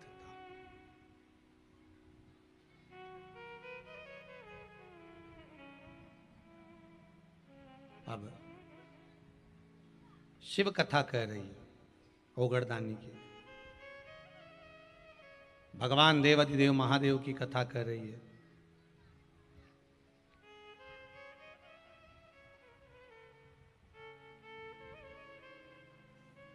देव ऋषि नारद भगवान शिव जी के पास में गए। शंकर भगवान ने देखा देव ऋषि नारद आए, आदर करा, सम्मान करा, सत्कार करा। आओ पधारो, कैसे आना हुआ, कैसे आए हो? बुलाया।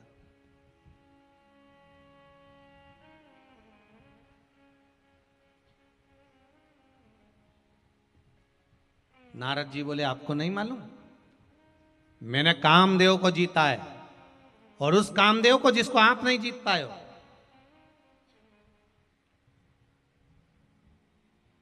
उसको मैंने जीता है।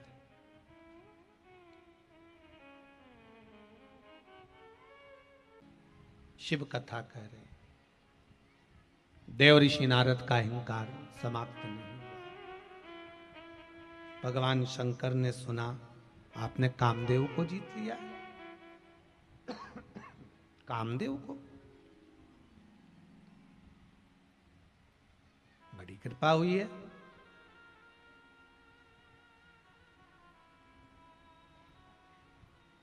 बड़ी दया हुई है। भगवान शंकर ने उसी समय पर अपने गण को बुलाया। भृंगी आओ इधर। भृंगी दौड़कर आया।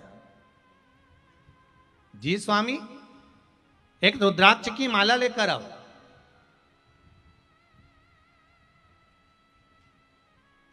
किस लिए? देव ऋषि नारद आए हैं, इन्होंने कामदेव को जीता है।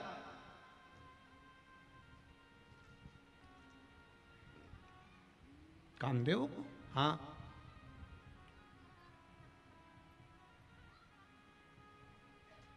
अपना फर्ज बनता है कि नहीं बनता?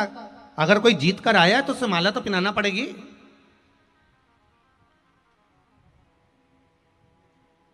और माला नहीं पहनाएंगे तो मालूम पड़े अपने माल को ही ले जाएगा। माला पहनाना जरूरी है।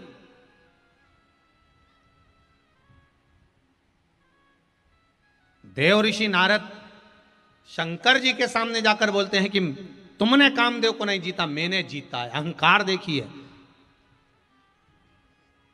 एक बात बहुत ध्यान रखना महाराज, ये मनुष्य का जो शरीर है ना, ये दुकान की तरह है। काय की तरह है? दुकान की तरह। और ये जीवान जो है ना मनुष्य की, ये ताले की तरह है। काय की तरह है? ताले की तरह। जब ये ताला खुलता है ना, तब मालूम पड़ता है कि दुकान सोने की है कि कोयले की है। मतलब ये जीवान जब बोलती है ना, तब मालूम पड़ता है कि ये सोने की है कि कोयले की है। ये पूरा शरीर दुकान की तरह है और जीवान ताले की तरह है। जब जब दीवान बोलना चालू करती है, जीवान जब बोलना प्रारंभ करती है, इससे ये मालूम पड़ता है कि व्यक्ति का स्वभाव कैसा, व्यक्ति कैसा है, इसका रंग ढंग कैसा है। ये किस तरह का है, ये जुबान बता देती है, जिह्वा बता देती है। इसीलिए कहते हैं बोल मेरी जिह्वा हरि हरि, 10-10 भोजन पान करे और राम नाम में मरी मरी। बोल मेरी जीवा हरि हरि। खाने का नंबर आ जाए तो जीवान ऐसा बताए, क्या दही बड़ा बना है, क्या सुंदर बड़ा बना है, क्या सुंदर भुजिया बना है, क्या सुंदर ठेहुआ बना है, क्या सुंदर लिट्टी और चोखा।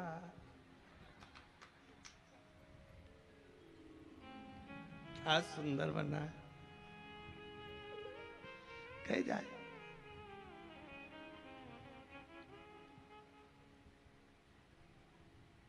वह लिट्टी और चोखे की भी भली चढ़ाई। ये दिलीप जी के ससुराल में कथा करने गए थे और वो भाभीयों ने बना दिया लिट्टी और चोखा, और लिट्टी चोखे के साथ में ना जाने वो ऐसा बगरा हुआ मिर्ची थी, उसको अच्छा कूटा हुआ पिसा हुआ और उसको तैयार करके और उसमें नमक मिला हुआ, क्या बोलते तुम्हारे यहाँ उसको पता नहीं, भगवान जाने, और वो लिया है। अब वो बोले गुरुजी ये हमारे यहाँ की स्पेशल डिश है, आपको खाना पड़ेगी। हमने कहा ठीक है आप रख दो हम खा लेंगे। इनने रखी, ये गए, हमने कहा ये कोई नया आइटम दिख रहा है। अब लिट्टी चोखे के साथ में वो जो भी सामान था वो उसमें इन्होंने वो मिर्ची को पीस के अच्छा वो बनाया था, हरी मिर्ची का ठेसा जैसा, और वो बढ़िया जोरदार उसमें नमक वमक मिला के। हम सोचे कि जो ये क्या बोलते हैं उसको, वो गोल गोल लिट्टी और वो बैंगन का जो बनता है उसको चोखा, और उसी के पास में एक और चोखा रखा था, भगवान जाने कौन सा था, है? अब वो मिर्ची का था अच्छा जोरदार। तो हमने पूछना भूल गए कि इससे खाना है कि इससे खाना है। अच्छा हमको लग भी रहा था कि ये जो बैंगन का बना ये तो ज्यादा है महाराज, और वो जो बना था ना दूसरा जो मिर्ची का बना था वो इतना सा था। तो हमने सोचा हो सकता है इनकी कमी होगी इसलिए इतना सही रखा है, पर हमको क्या मालूम था कि वो इतना सही गजब कर जाएगा। अब हमने सबसे पहले वो लिट्टी को तोड़ा और तोड़ के वही चोखा में लगा लिया। अब वो चोखा भी इतना सही था तो पूरा ही उसमें भर लिया, और भरते से जैसे मुंडा में गया तो हम ही चोखे हो गए। अब जैसे ही गया मुंह के अंदर बस चोखा ही चोखा था। अब बाहर खड़ी ये भाभी तो ये बोले गुरुजी से पूछो और लाए, इतने में तो अंदर से आवाज एक भी मत, तुम्हारे हाथ जोड़े तुम्हारी लिट्टी और चोखा। दादा वह चोखा ने ऐसा चोखा लगाया 3 दिन तक तो बाबा राम जी की कृपा चलती रही सब।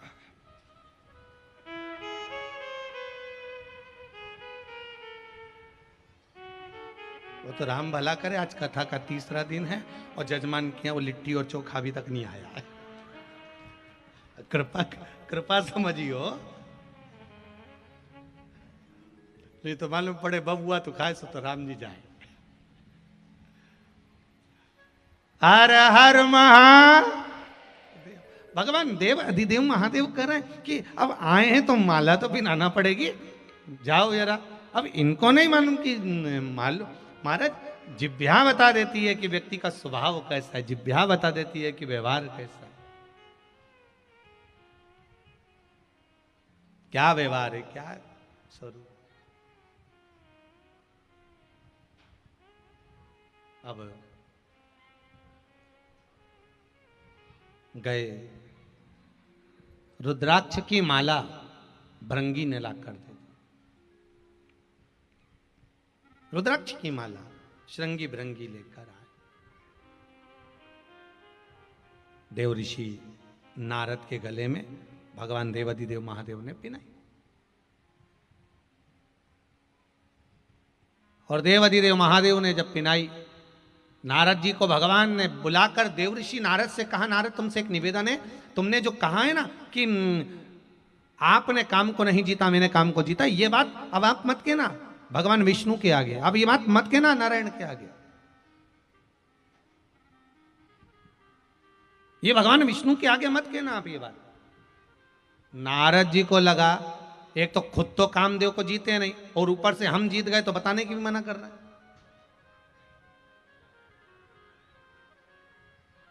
हम अगर जीत भी गए तो ये बताने की मना कर रहे।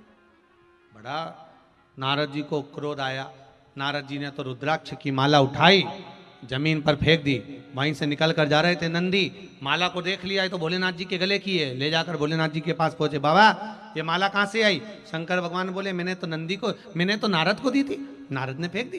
बाबा रुद्राक्ष उसी को देना चाहिए जो रुद्राक्ष के काबिल है।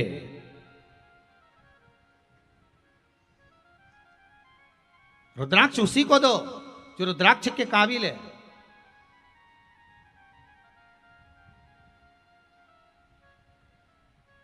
और जो रुद्राक्ष के काबिल ही नहीं है तो उसको रुद्राक्ष देने से मतलब क्या?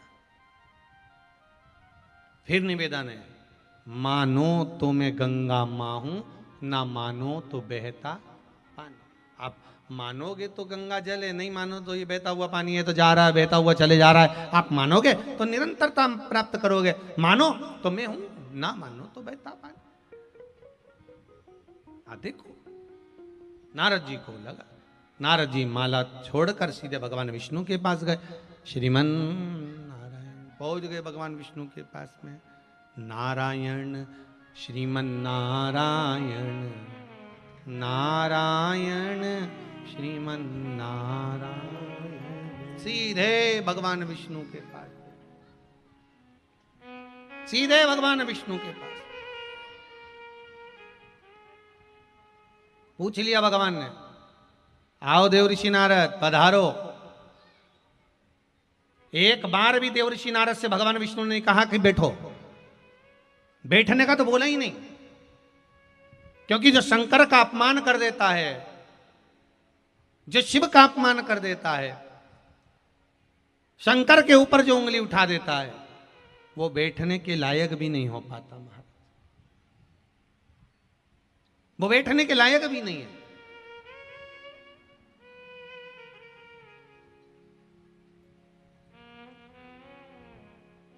मेरा निवेदन है, जितने लोग फेसबुक यूट्यूब पर कथा श्रवण कर रहे हैं,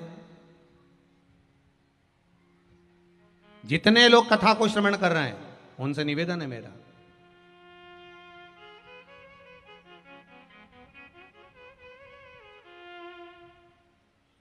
और जितने यहां पंडाल में बैठकर शेरघाटी के इस पावन प्रांगण में बैठकर कथा सुन रहे हैं, उनसे निवेदन रहेगा, आप शंकर की कथा सुन रहे हैं, अच्छी लगे अपने जीवन में उतारना, अच्छी ना लगे उसको छोड़ देना, पर शंकर पर उंगली मत उठाना।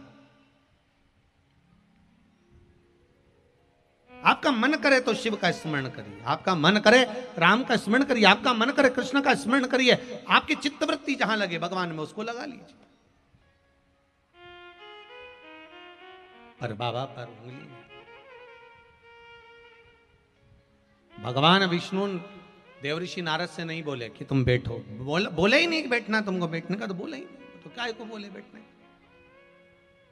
देवऋषि नारद ने कहा, प्रभु आपको मालूम है, जिसको कामदेव शंकर भगवान नहीं जीत पाए उसको मैंने जीता है। भगवान विष्णु की आंख में से जल बह गया, नारद तूने गजब कर दिया, भगवान शंकर की निंदा कर दी। शिव महापुराण की कथा कहती है, निंदा करने वाला और निंदा सुनने वाला दोनों में महापापी कौन है? जम के बोलो जरा। सुनने वाला, करने वाला तो पापी है, उसे तो 25% पाप लगेगा, पर 100% पाप किसको लगेगा? जो सुन रहा, और वो भी शिव की निंदा। मैं कैसे सुन सकता हूं? भगवान विष्णु को लग गया, नारद शिव महापुराण की कथा कहती है, निंदा करने वाले को भी जानवर का, पशु का जन्म लेना पड़ता है, और सुनने वाले को भी पशुता का जन्म लेना पड़ता है। पर थोड़े से पुण्य हमारे थे तो बच गए। देवऋषि नारद को बंदर का मुंह लगा था, रामचरितमानस में लिखा है। क्यों? क्योंकि उन्होंने शंकर की निंदा करी थी और भगवान विष्णु ने सुनी थी, इसलिए उनको घोड़े का मुंह लगा, उनका हेग्रीव अवतार हुआ। दोनों में अंतर केवल इतना है कि एक को बंदर का मुंह लग रहा है और एक को घोड़े का मुंह लग रहा है, क्योंकि इन्होंने निंदा सुनी है, उन्होंने निंदा करी है। वो सुन रहा है, वो कर रहा है।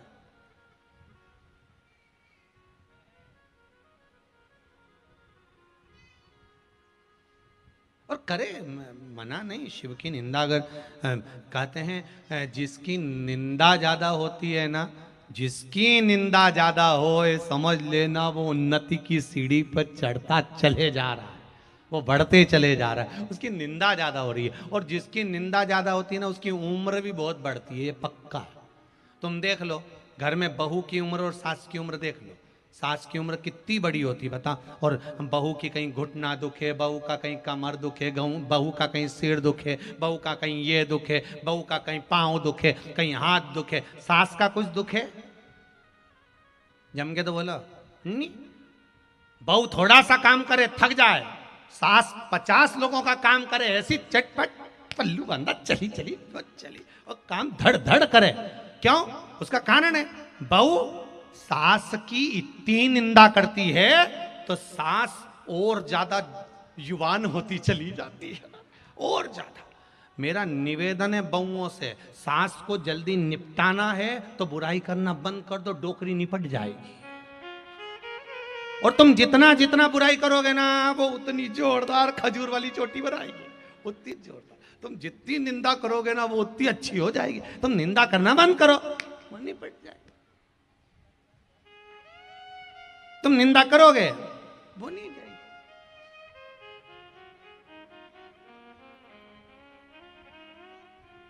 और मेरा सासुओं से निवेदन है, जब जब दिवाली आए, छठ आए, बहू को एक साड़ी अच्छी वाली दिलाओ और के दिलाओ, अच्छा हुआ तूने मेरे सारे रोग मिटा दिए। तू निंदा करती रहती है, मैं अच्छी होती चली जाती हूँ। ऐसी साड़ी पहन पहन के और निंदा कर ले जा। और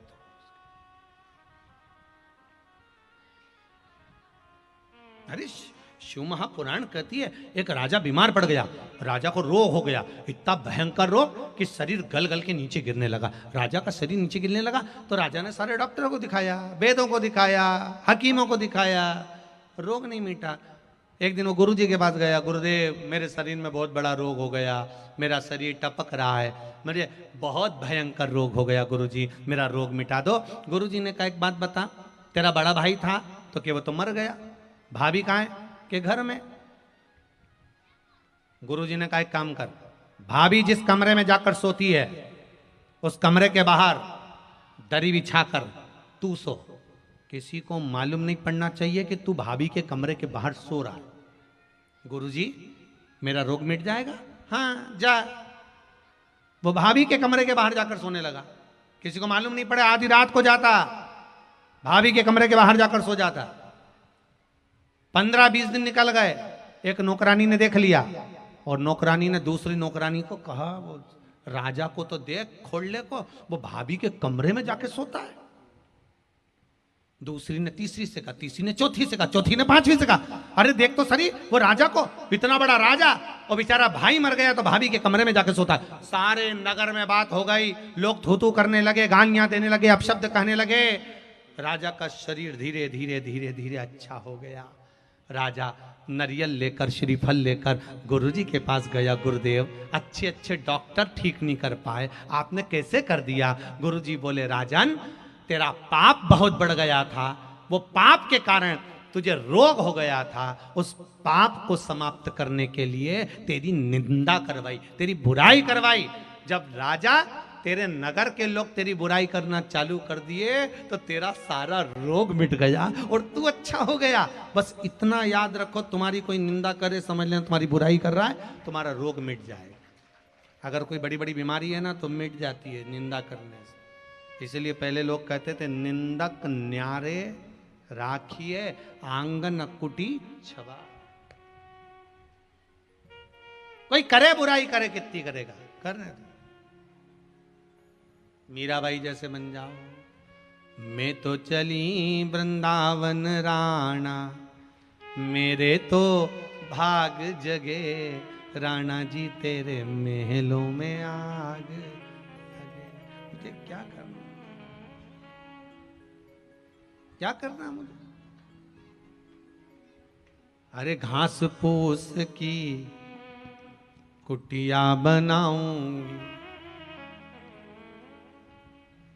उसमें तुलसी का रोप लगे, राणा जी तेरे महलों में आग लगे। मुझे क्या करना?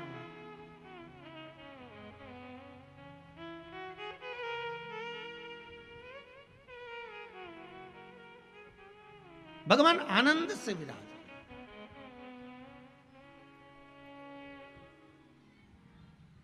रस तत्व आनंद का होना चाहिए। कोई करे निंदा करे, शिव जी को कोई फर्क नहीं पड़ता। देवऋषि नारद ने करी निंदा, खूब करी। गए, भगवान विष्णु ने कहा, देवऋषि नारद तुझे बंदर का मुख लगेगा, लगा बंदर का मुख। बाद में क्षमा मांगी, चंद्रभागा नदी के तट पर जाकर भगवान शंकर की आराधना करी। शिव जी प्रसन्न हुए, मांगो क्या चाहिए। देवऋषि नारद कहते हैं बस कभी कभी अगर अहंकार आए तो उसे काट देना और कुछ नहीं चाहिए। ठीक है। आया समय, दक्ष प्रजापति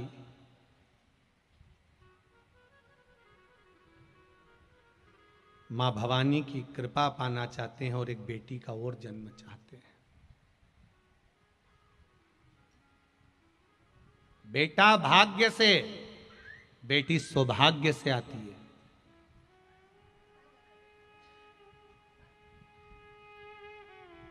बेटा भाग्य से, बेटी सौभाग्य से आती है। बेटी का जन्म ऐसे ही नहीं हो जाता। एक दो मित्र थे, बहुत दिनों के बाद मिले। एक मित्र ने दूसरे से पूछा और भाई कहाँ रहता है आजकल? बस आजकल मैं नोएडा में रह रहा हूं। अच्छा, और तू?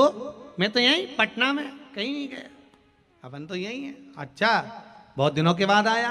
हाँ भाई वो लॉकडाउन लग गया था तो घर आना पड़ा ना, इसलिए आया। अच्छा अच्छा अच्छा, और सब बढ़िया है? बढ़िया। शादी हो गई? हो, 2 बच्चे हैं। अच्छा, और तेरे? मेरे भी 2 बच्चे हैं। अच्छा, कहाँ हैं? तो क्या ये देख, एक मेरी बड़ी बेटी, एक मेरी छोटी बेटी, दोनों हाथ पकड़े हुए थे। और तेरे? भगवान की कृपा है भैया, मेरे यहाँ तो 2 लड़के ही लड़के हैं। मेरे यहाँ लड़की वड़की नहीं है, मेरे यहाँ लड़के हैं 2। भगवान ने बड़ी कृपा करी है। अच्छा हुआ मुझे लड़की नहीं दी, लड़की दे देता कौन ध्यान रखता। कॉलेज छोड़ने जाओ, स्कूल छोड़ने जाओ, पढ़ाने जाओ, ये करने जाओ, ट्यूशन छोड़ने जाओ। अच्छा हुआ भगवान ने मुझे लड़का दिया, मुझे लड़की नहीं दी। लड़की का पिता आंख में आंसू भरकर रो रहा था। दोनों बेटियों ने अपने पापा का मुख देखा तो छोटी लड़की ने सामने वाले अंकल का कुर्ता खींचा और कुर्ता खींच कर कहा, अंकल आप कहते हो कि अच्छा हुआ भगवान ने आपको बेटी नहीं दी? अंकल मैं कहती हूं भगवान बेटी हमेशा भाग्य वाले के घर में देता है, तेरे जैसे खोड़ले के घर में नहीं देता। भगवान बेटी हमेशा भाग्य वाले के घर में देता है, जिसका भाग्य प्रबल होता है। कन्यादान करने की जिसमें सामर्थ्यता हो, भगवान बेटी उसी को देता है।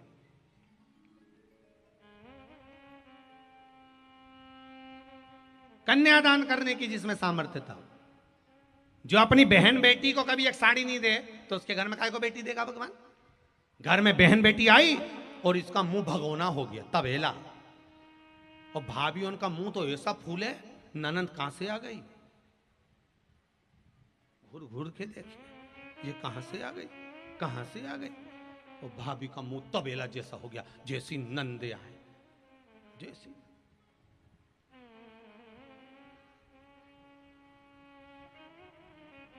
भगोना वो तो यही है कि दिलीप भैया आपके यहाँ का ससुराल और आपके यहाँ का घर ऐसा देखा जहाँ पर ये भाभीयों भी इतनी आगे बढ़ बढ़ के काम करे ने, सब संभाल ले ने। ननंदोन भी भाभी के इतना काम करी, सब संभाल ली। नहीं तो बाकी की जगह कथा करने जाओ तो नंदे भूली फूली माँ बैठी रहे और भाभी फूली फूली माँ बैठी रहे। अब दोनों का संगम ही नहीं हो, जैसे त्रिवेणी संगम हो, अलग अलग सब इकट्ठी नहीं हो। पर यहाँ कम से कम एक भाव तो है कि ननंद अगर पूजन कर रही है तो भाभी जाकर सेवा कर रही है, सेवा अगर ननंद कर रही है भाभी कोई कार्य कर। ये प्रेम होना चाहिए। कौन क्या ले रहा है साहब? ना कोई धन लेता है, ना कोई दौलत लेता है, केवल एक मीठी वाणी, प्रेम की वाणी, केवल प्रेम की वाणी। भगवान देवाधिदेव महादेव की प्रियता मां सती, मां पार्वती, उसी तरह नारायण की प्रियता मां लक्ष्मी और तुलसी महारानी प्रियता है।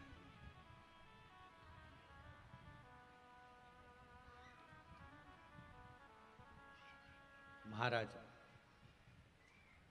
शिव महापुराण की कथा कर रहे हैं। दक्ष प्रजापति ने मां जगत जननी से पुत्री मांगी, बेटी। 60 कन्याओं का जन्म होने के बाद भी दक्ष प्रजापति बेटी मांग रहे हैं। इतनी बेटियां होने के बाद तो लोग कह देते बेटा दे दीजिए। अब पर बेटी मांगी जाती। बेटा एक बार अपने माँ बाप को दुखी देख सकता है, पर बेटी कभी अपने माँ बाप को दुखी नहीं देख सकती। बेटी दे दीजिए। स्वयं माँ जगत जननी जगदम्बा, स्वयं भवानी माँ सती बनकर जन्मी है दक्ष प्रजापति के। विवाह शिव जी के साथ हुआ। बाबा भोलेनाथ अगस्त ऋषि के यहाँ कथा सुनाने ले गए। कथा सुनाने वाले अगस्त ऋषि ने हाथ जोड़कर प्रणाम करा, नमन करा। सती मैया के मन में अहंकार आ गया। कथा बाचने वाला जब हमको प्रणाम कर रहा है तो कथा क्या सुनाएगा। कथा बाचने वाला कथा सुनने वाले को प्रणाम करता है हाथ जोड़कर। क्यों करता है? क्योंकि बाचने वाला बड़ा नहीं होता, सुनने वाला बड़ा होता है। बाचने वाला कभी बड़ा नहीं है। बाचने वाला तो आया है तो 3 घंटा बाचेगा। सुनने वाला कितना बड़ा, अपना घर परिवार सब छोड़कर 3 घंटे कथा में जाकर बैठता है। और वैसे भी बाचने वाला तो चौकी पर बैठता है, सुनने वाला जमीन पर बैठता है। जमीन पर जो बैठता है वो जमींदार कहलाता है। तो आप सब कौन हो? जम के बोलो, जमींदार। कथा वाचने वाला 4 पाए की चौकी पे बैठा इसलिए चौकीदार। अब तुम जमींदार और हम चौकीदार। अब जमींदार बड़ा कि चौकीदार बड़ा? जमींदार की मर्जी। बैठा तो बैठा, नहीं तो उठ के चल दिया। कई जमींदार तो इतने होशियार रहते हैं, जेब में रख के भी लाते हैं, धीरे धीरे मल भी लेते। वो तो जमींदार है। उनका क्या, उन्होंने देखा महाराज जी भजन गाए तो इन्हें फटकी भी दे ली। और जैसे ही महाराज जी बोले हार हार महादेव, अब ये तो जमींदार है, इनकी मर्जी। तो जमींदार कुछ भी कर सकते हैं। बैठे तो बैठे, नहीं तो उठ के चल दिए। जमींदार है तो पाँव भी लंबा कर लिया। कहीं कहीं का जमींदार की मर्जी पड़े वो तो अच्छा, वो गद्दा लेके नहीं आए तो सोई जा क्या, वो तो जमींदार है, कुछ भी कर सकता। अब चौकीदार तो बेचारा एक जैसा पाँव पड़ के बैठा, तुम्हारे हाथ जोड़ के दादा 3 घंटा बैठूंगा। तो बस एक चौकीदार कथा करने वाला, व्यास वक्ता, व्यास जी की गादी पर बैठकर जो भागवत वाचे, राम कथा वाचे, शिव कथा वाचे, वो चौकीदार। एक भारत की बॉर्डर पर बैठा है वो चौकीदार। वो बॉर्डर पर बैठकर भारत की भूमि की रक्षा कर रहे हैं। और भारत के कथाकार ये वो चौकीदार हैं जो इस संस्कृति, सभ्यता और संस्कारों की रक्षा कर रहे हैं कि कैसे भी बच जाए, कैसे भी बच जाए। दक्ष प्रजापति ने यज्ञ रखा, सबको बुलाया। बोले बाबा ने गए सब शिव जी के।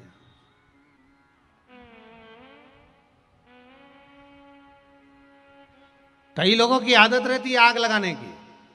क्यों? तुम्हारे यहां पत्रिका नहीं आई क्या? काहे की?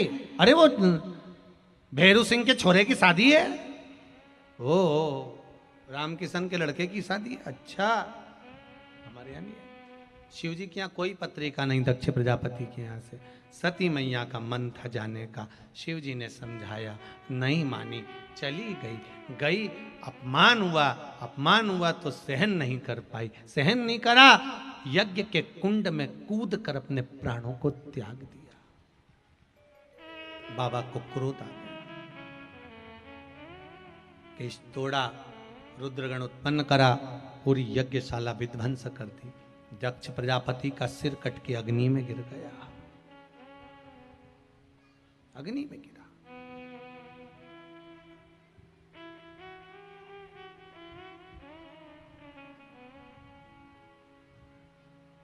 शंकर जी जानते थे,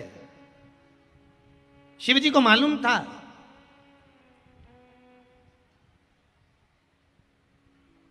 दक्ष प्रजापति की सभा में शंकर जी गए थे, जब मीटिंग रखी थी पहुंचे थे, पर दक्ष प्रजापति का अपमान हो गया था, प्रणाम नहीं करा जमाई ने। श्राप दे दिया था, शिव मैं तुझे शमशान में रहने का श्राप देता हूं। शंकर भगवान उसमें भी खुश थे कि मेरे ससुर ने मुझे शमशान में रहने का श्राप दिया। शिव जी तब भी खूब नाचे थे। किसी ने पूछ लिया आपको श्राप लगा है शमशान में रहने का, आप नाच रहे हो? शंकर भगवान बोले मेरे ससुर जैसा दुनिया में किसी का ससुर नहीं होगा। प्लाट भी दिया तो ऐसी जगह दिया जहां कोई कब्जा ही नहीं करेगा, इसलिए रहने के लिए शमशान दिया। अब उसमें क्या टेंशन है, उसमें क्या सोचना। बड़े प्रसन्न बाबा शंकर भगवान जान गए दक्ष प्रजापति का सिर कट गया। देवताओं ने स्तुति करी, कुछ करिए जजमान का सिर जोड़ दीजिए। शंकर भगवान आए, बकरे का मुख लगाया। अब दक्ष प्रजापति ने सोचा मेरे ससुर से प्रार्थना कैसे करूं, क्षमा कैसे मांगू। अब बकरा कोई हिंदी तो बोलेगा नहीं, शेर घाटी का हो तो बड़े अंग्रेजी बोल ले, मालूम नहीं। पर हमारे यहाँ के बकरे तो हिंदी भी नहीं बोलते ना अंग्रेजी बोलते, बस एक ही बात बोलते,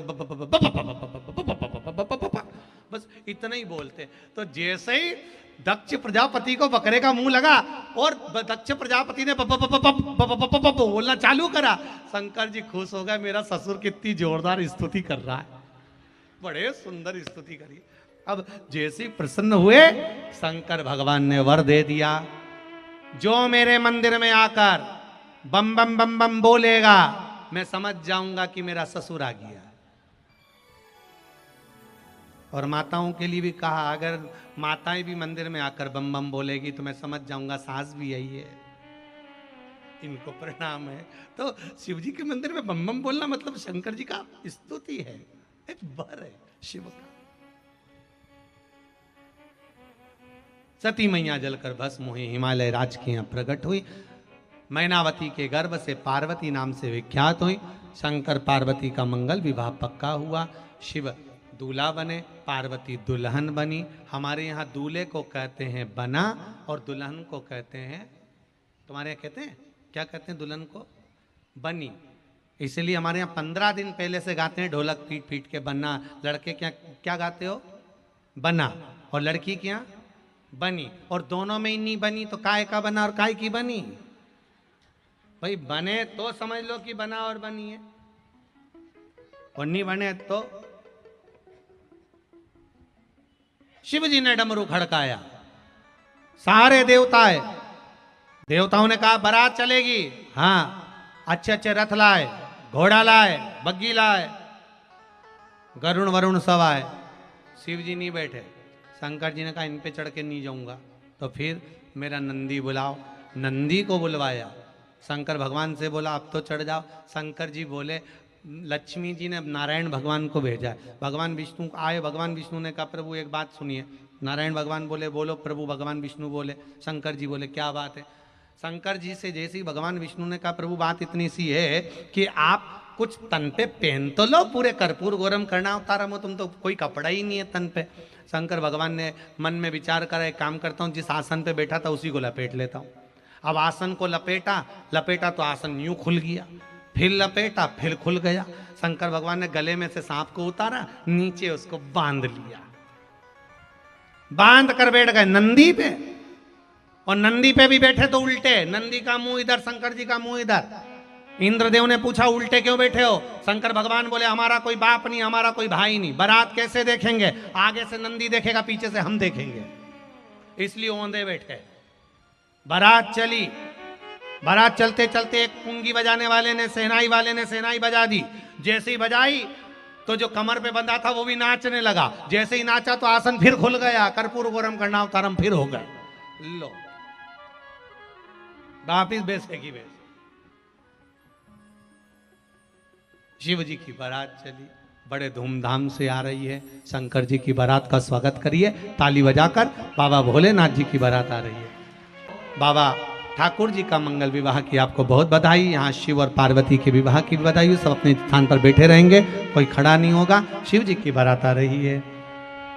शिव पार्वती के हाथ में जयमाला दे दीजिए।